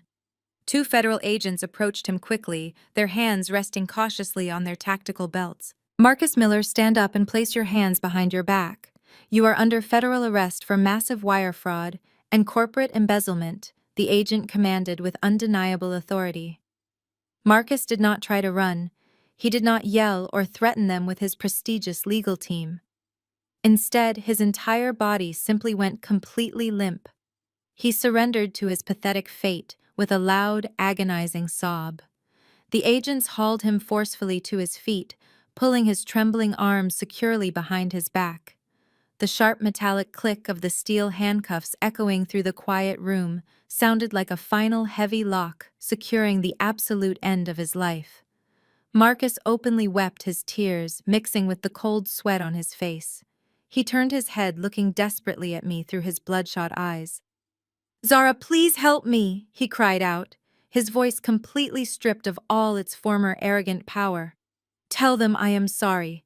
Tell them I will give all the money back." I just stared at him without a single ounce of pity. "You cannot return money you have already spent buying fake affection, Marcus," I replied coldly. The remaining guests watched in stunned silence as the two men were searched and secured. A tall man wearing a dark suit and federal badge walked into the dining room. He bypassed the terrified guests and walked toward the head of the mahogany table. "Are you Zara?" he asked professionally. I nodded smoothly. "We received your digital files, but need to secure the original physical evidence immediately," he stated, extending his hand. I calmly handed the lead agent the master dossier with all the hard evidence. The lead agent took the heavy black leather dossier from my hands with a curt professional nod. He opened the cover briefly, inspecting the first few pages of the meticulously organized financial records and the bright red flash drive resting securely inside. He quickly handed the thick file to a younger agent standing beside him, instructing him to lock it immediately in the evidence safe inside their primary command vehicle. Then the lead agent turned his stern attention to the remaining wealthy guests, who were still huddled together against the far wall of the dining room. "This residence is now an active federal crime scene," he announced, his voice leaving absolutely no room for debate or negotiation. "Everyone who is not currently under arrest needs to vacate the premises immediately. If we need your witness statements regarding the events of tonight, we will contact your legal representatives tomorrow morning. Now move toward the front exit, and do not touch anything on your way out." The sheer panic that washed over the remaining corporate elites was incredibly satisfying to witness. The arrogant men and women who had confidently marched into my home just a few hours ago, acting like untouchable royalty, were now frantically scrambling toward the foyer like frightened mice fleeing a sinking ship. They desperately grabbed at their expensive wool coats and designer scarves, pushing past each other in a frantic, terrified rush to escape the suffocating presence of federal law enforcement. My security guards stood by the open front doors, watching them file out into the dark night. The weather outside had violently shifted perfectly, matching the absolute chaos of the evening. A freezing, torrential downpour had started sweeping across the city. Cold, heavy rain lashed violently against the stone porch and the paved driveway, creating a miserable obstacle course for the fleeing guests. Everline was among the first to be pushed out the door by the rushing crowd. She snatched her heavy fur coat from the entryway bench, but in her blind panic she fumbled the thick fabric. The coat slipped from her trembling hands and fell directly into a large muddy puddle, forming on the stone welcome mat. She let out a sharp cry of dismay, but she was too terrified of the armed agents to stop and pick it up. She stumbled out into the freezing rain, her thin designer dress instantly soaked through and clinging uncomfortably to her shivering body. She began to march aggressively down the long, wet driveway, completely forgetting that she no longer had the keys to the luxury vehicle parked there. She took 3 aggressive, hurried steps before the uneven, slippery paving stones caught the edge of her expensive shoe. A loud, sharp snap echoed clearly through the heavy rain. The thin stiletto heel of her $1,200 red-bottom shoe broke completely cleanly off. Everline lost her balance entirely. She pitched forward, her arms flailing wildly in the cold, wet air, and crashed hard onto the unforgiving driveway. Her pristine blonde hair was instantly plastered to her face, and her expensive makeup ran down her cheeks in dark, ugly streaks. She sat in the freezing, muddy water, completely ruined and entirely homeless, and she began to scream. She turned her unhinged fury entirely onto David, who was slowly walking out the front door right behind her. "Look at what you have done to me!" she shrieked, her voice completely raw and hysterical. We have absolutely nothing, David. We have nowhere to sleep tonight. David simply stood in the freezing rain, staring down at her pathetic, screaming form, completely numb and entirely defeated. He did not offer her a hand to help her up. He simply let the heavy, cold rain wash over his expensive suit, resigning himself entirely to his miserable fate. Behind them, the rest of the corporate parasites faced their own miserable exits. Richard's wife marched straight past her cheating husband, dialing a taxi service and loudly refusing to let him share the ride. Bradley stood near the front gate, shivering uncontrollably as he stared blankly at his mobile phone, completely terrified of the morning stock market opening. Finally, the federal agents began to lead the two arrested men out into the harsh storm. Taylor was pushed out first, still loudly threatening to sue the entire federal government, while the agents practically dragged him toward the waiting armored vehicles. Then came Marcus. He walked incredibly slowly, his head bowed, his expensive tailored suit instantly drenched by the heavy freezing downpour. The cold metal handcuffs were secured tightly behind his back, forcing his shoulders into a hunched, defeated posture. Just as he reached the absolute edge of the front porch, stepping over the threshold of the heavy oak doors, Marcus suddenly stopped walking. He ignored the federal agent pushing him forward and slowly turned his head to look back inside the house one last time. He looked past the armed guards and saw me standing perfectly still in the warm, brightly lit foyer. I was completely dry, entirely unbothered, and radiating absolute, undeniable authority. I was not the subservient home cook he had tried to humiliate. I was the powerful chief executive officer who had masterfully dismantled his entire existence. In that brief, silent moment, looking through the freezing rain, the devastating reality finally crashed down on him. He saw exactly what his toxic arrogance had cost him.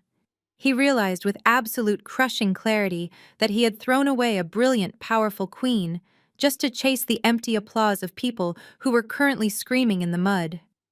The heavy oak doors finally swung shut, completely cutting off the sounds of the freezing rain and the distant wailing sirens. The lead security guard firmly engaged the heavy deadbolts, sealing the chaotic outside world away from my private sanctuary. I stood in the warm, brightly lit foyer and listened as the chaotic, frantic energy slowly drained from the massive house. For the very first time in 5 long years, the suffocating presence of Marcus and his toxic friends was entirely gone. I slowly turned around and walked back down the hallway, my heels echoing softly against the pristine hardwood floor. I stepped through the archway and surveyed the absolute destruction left behind in the formal dining room. It looked like a brutal corporate battlefield. Heavy leather dining chairs were knocked backward and scattered haphazardly across the expansive room. The pristine white linen tablecloth was completely ruined, deeply stained by dark red wine that had spilled from overturned crystal glasses. Shards of broken crystal and jagged pieces of priceless vintage porcelain from the shattered china cabinet covered the floor, reflecting the bright light of the chandeliers above. The heavy silver cloches were tossed aside like discarded metal shields. Scattered among the broken glass and spilled wine were the crisp legal papers, the glossy infidelity photographs, and the severe foreclosure notices that had systematically destroyed 10 arrogant lives in less than 2 hours. I walked slowly around the massive mahogany table, observing the specific remnants of their destroyed lives. I saw the shiny brass keys to Everlene's foreclosed Hamptons estate, resting near a dark pool of spilled wine. I saw the glossy photographs of Richard's miserable affair scattered near a broken water glass. I saw the heavy blue ribbon that had bound Marcus' ironclad prenuptial agreement, lying discarded on the wet floor. Every single piece of trash in this room represented a massive toxic lie that I had successfully exposed and completely destroyed. I stood at the edge of the ruined room and took a very long, deep breath. The air no longer smelled like Everlene's suffocating designer perfume or Marcus' stale scotch. It smelled like cold rain, an absolute, undeniable victory. Society dictates that a woman whose entire marriage has just violently exploded should fall to her knees and weep. They expect the betrayed wife to desperately mourn the sudden loss of her husband and the complete destruction of her traditional family unit. I waited for the heavy tears to come, but my eyes remained completely dry. I did not feel a single ounce of sorrow or regret. Instead, I felt a massive heavy weight physically lift off my tired shoulders. For 5 entire years, I had systematically shrunk myself to fit inside a tiny, pathetic box designed by a fragile, insecure man. I had constantly dimmed my own brilliant light just so his incredibly weak ego would not feel threatened by my massive success. I had spent thousands of hours secretly negotiating massive global contracts while stirring pots of hot soup just to maintain the domestic illusion he demanded. I had secured millions of dollars in international venture capital while patiently listening to him loudly brag about his pathetic mid-level corporate bonuses.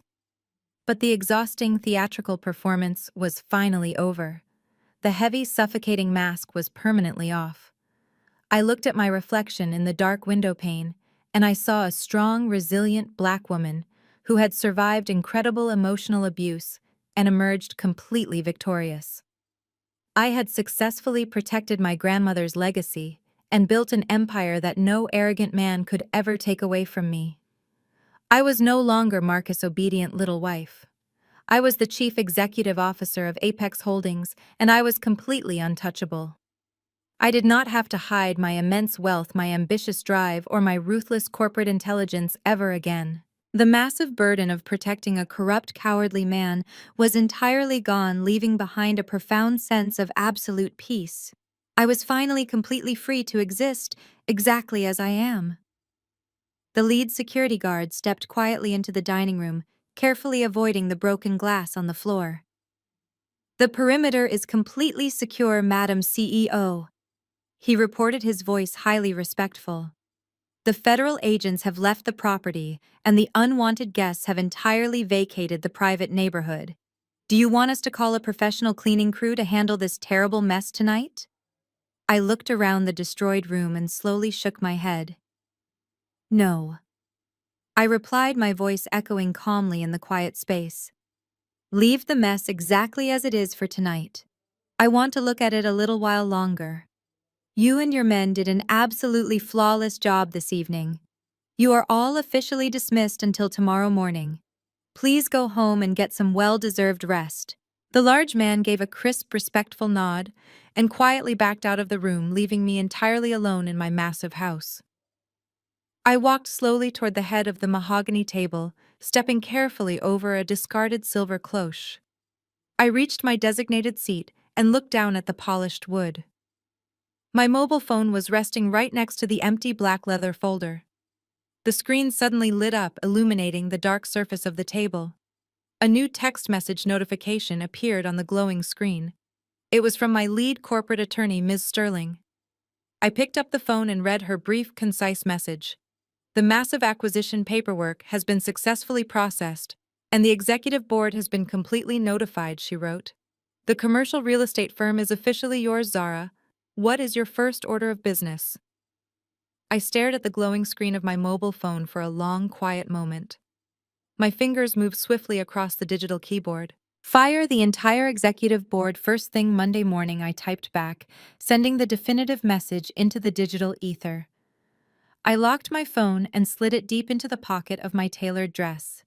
I turned my back on the completely ruined dining room and walked down the short hallway, pushing open the heavy swinging door that led directly into my sprawling gourmet kitchen. The massive space was completely pristine and unnervingly quiet. The private caterers had furiously scrubbed every single inch of the imported granite countertops and polished the stainless steel appliances before frantically fleeing the property. The cold, sterile smell of harsh chemical cleaner still lingered lightly in the air, completely masking the warm, comforting scent of the roasted French chicken they had taken with them into the rainy night. I walked slowly to the very center of the room and ran my hand along the cool, smooth surface of the massive central kitchen island. This exact room was supposed to be my permanent domestic prison. Marcus had specifically designed this suffocating narrative to keep me entirely contained and easily controlled. He desperately wanted a pretty obedient wife who stayed quietly out of sight preparing lavish, elaborate meals for his arrogant colleagues while he loudly played the role of the powerful, wealthy provider. He honestly believed that confining me to this culinary space would completely strip away my ambition and make me entirely dependent on his stolen corporate wealth. He fundamentally misunderstood the very nature of this room, and he completely underestimated the deeply rooted power of the women in my family. Marcus looked at a kitchen and saw absolute servitude. I looked at a kitchen and saw the exact birthplace of my entire financial empire. My grandmother did not have a fancy corporate corner office or an incredibly expensive Ivy League education. She had a tiny, cramped kitchen in a deeply segregated neighborhood and an absolutely brilliant mind for complex logistics. She started a small neighborhood catering business using nothing but her incredible talent for authentic Southern soul food and an unwavering, relentless work ethic. I grew up sitting on a chipped wooden stool, watching her effortlessly manage complex supply chains, negotiate fiercely with local grocery vendors, and balance detailed accounting ledgers entirely by hand. She taught me that true wealth was never about wearing expensive designer clothes or driving leased luxury cars like Everline did. True wealth was about owning the actual land, owning the fundamental resources, and maintaining absolute ironclad control over your own financial destiny. When I first started Apex Holdings 5 years ago, I did not use a massive family trust fund or stolen union pension money. I used the modest inheritance my grandmother left me from her lifelong catering business. I sat right here at this exact granite island late at night long after Marcus had gone to sleep in our expensive bed. I analyzed commercial real estate trends, I ruthlessly acquired distressed properties, and I slowly built an untouchable corporate portfolio. Every single time Marcus condescendingly told me to go bake a pie, I simply smiled, walked into this room, and bought another massive commercial building. He thought he was actively suppressing my potential, but he was actually giving me the perfect quiet cover to orchestrate his total professional destruction. He handed me the exact tools to build my corporate guillotine. I walked over to the massive double-door refrigerator and pulled the heavy stainless steel handle. The cold air rushed out, washing over my face and clearing my mind. I reached inside and pulled out a large wooden bowl overflowing with crisp, bright green apples. I carried the heavy bowl over to the central island and set it down with a highly satisfying thud. I opened the deep lower pantry drawers, gathering heavy bags of pure cane sugar, rich brown cinnamon, and premium vanilla extract. Taylor had aggressively demanded an apple pie tonight. He pounded his heavy fists on my dining table and treated me like a cheap hired servant simply because he felt entitled to consume the direct fruits of my personal labor. Marcus had completely expected me to eagerly serve his toxic friends and desperately beg for their shallow, worthless approval. They wanted to consume my energy and leave me with absolutely nothing but dirty dishes and a broken spirit. I pulled a sharp paring knife from the heavy wooden block sitting on the counter. I picked up the first crisp green apple, feeling the smooth, cold skin against my palm. I was finally going to bake the exact dessert they had so loudly demanded all evening long. But this time, the warm, sweet cinnamon apples and the perfect, flaky golden crust were not meant for arrogant thieves or racist parasites.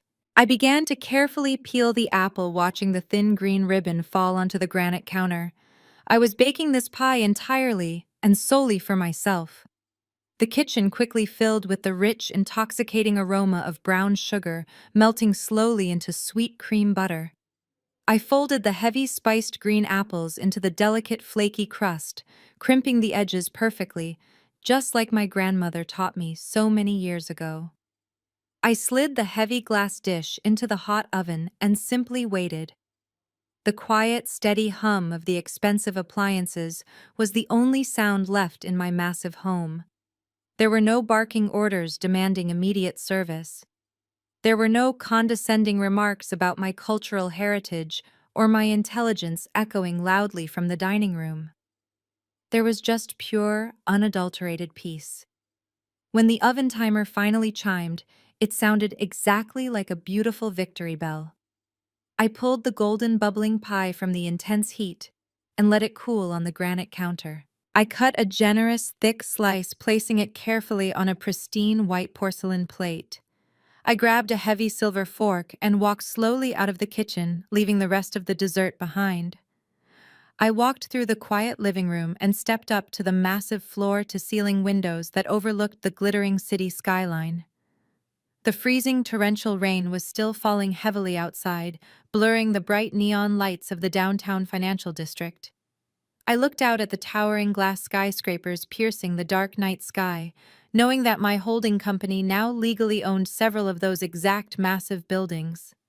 Somewhere out there in that cold, wet city, Marcus was currently sitting inside a sterile concrete holding cell wearing heavy federal handcuffs instead of his custom-tailored Italian suits. Taylor was desperately trying to convince a federal public defender to take his massive fraud case because his offshore accounts were completely frozen by the government. Everline and David were wandering the flooded streets, completely locked out of their lavish life, scrambling to find a cheap roadside motel that would accept a heavily maxed-out credit card. And here I was, standing in the absolute warmth of my fully paid-off mansion, eating a perfect slice of homemade pie. I took a slow, deliberate bite, tasting the sweet cinnamon and the warm, tart apples. I looked directly into the reflection of the dark glass, and then I looked right past it directly at you. Yes, I am talking to you right now. I know exactly why you stayed up late listening to this entire story. You know exactly what it feels like to be constantly underestimated by the people around you.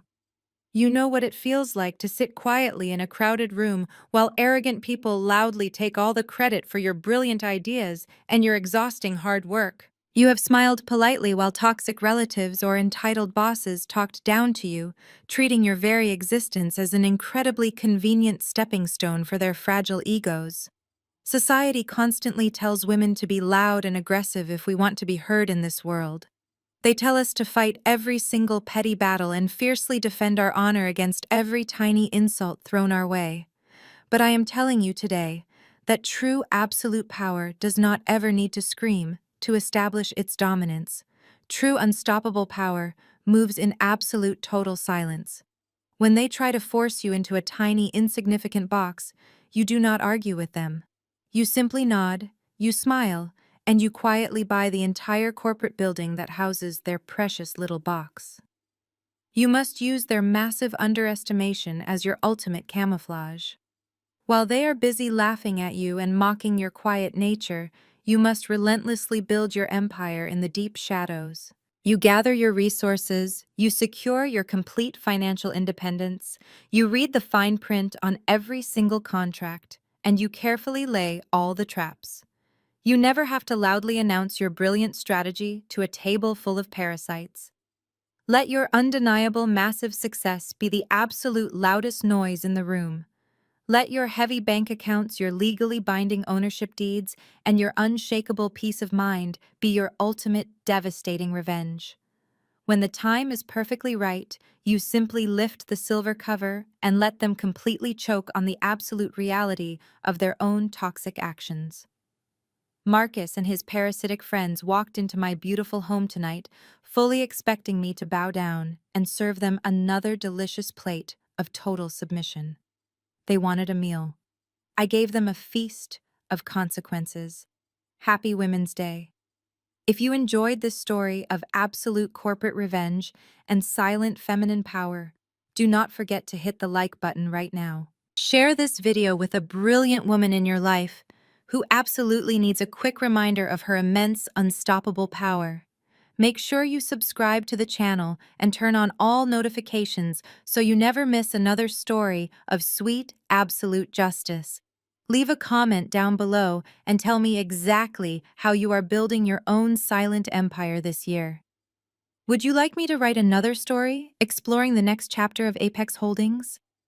The story of Zara's meticulously planned corporate revenge is an exhilarating read, but beneath the dramatic dinner party reveals and federal arrests lies a profoundly practical lesson: the immense power of moving in silence.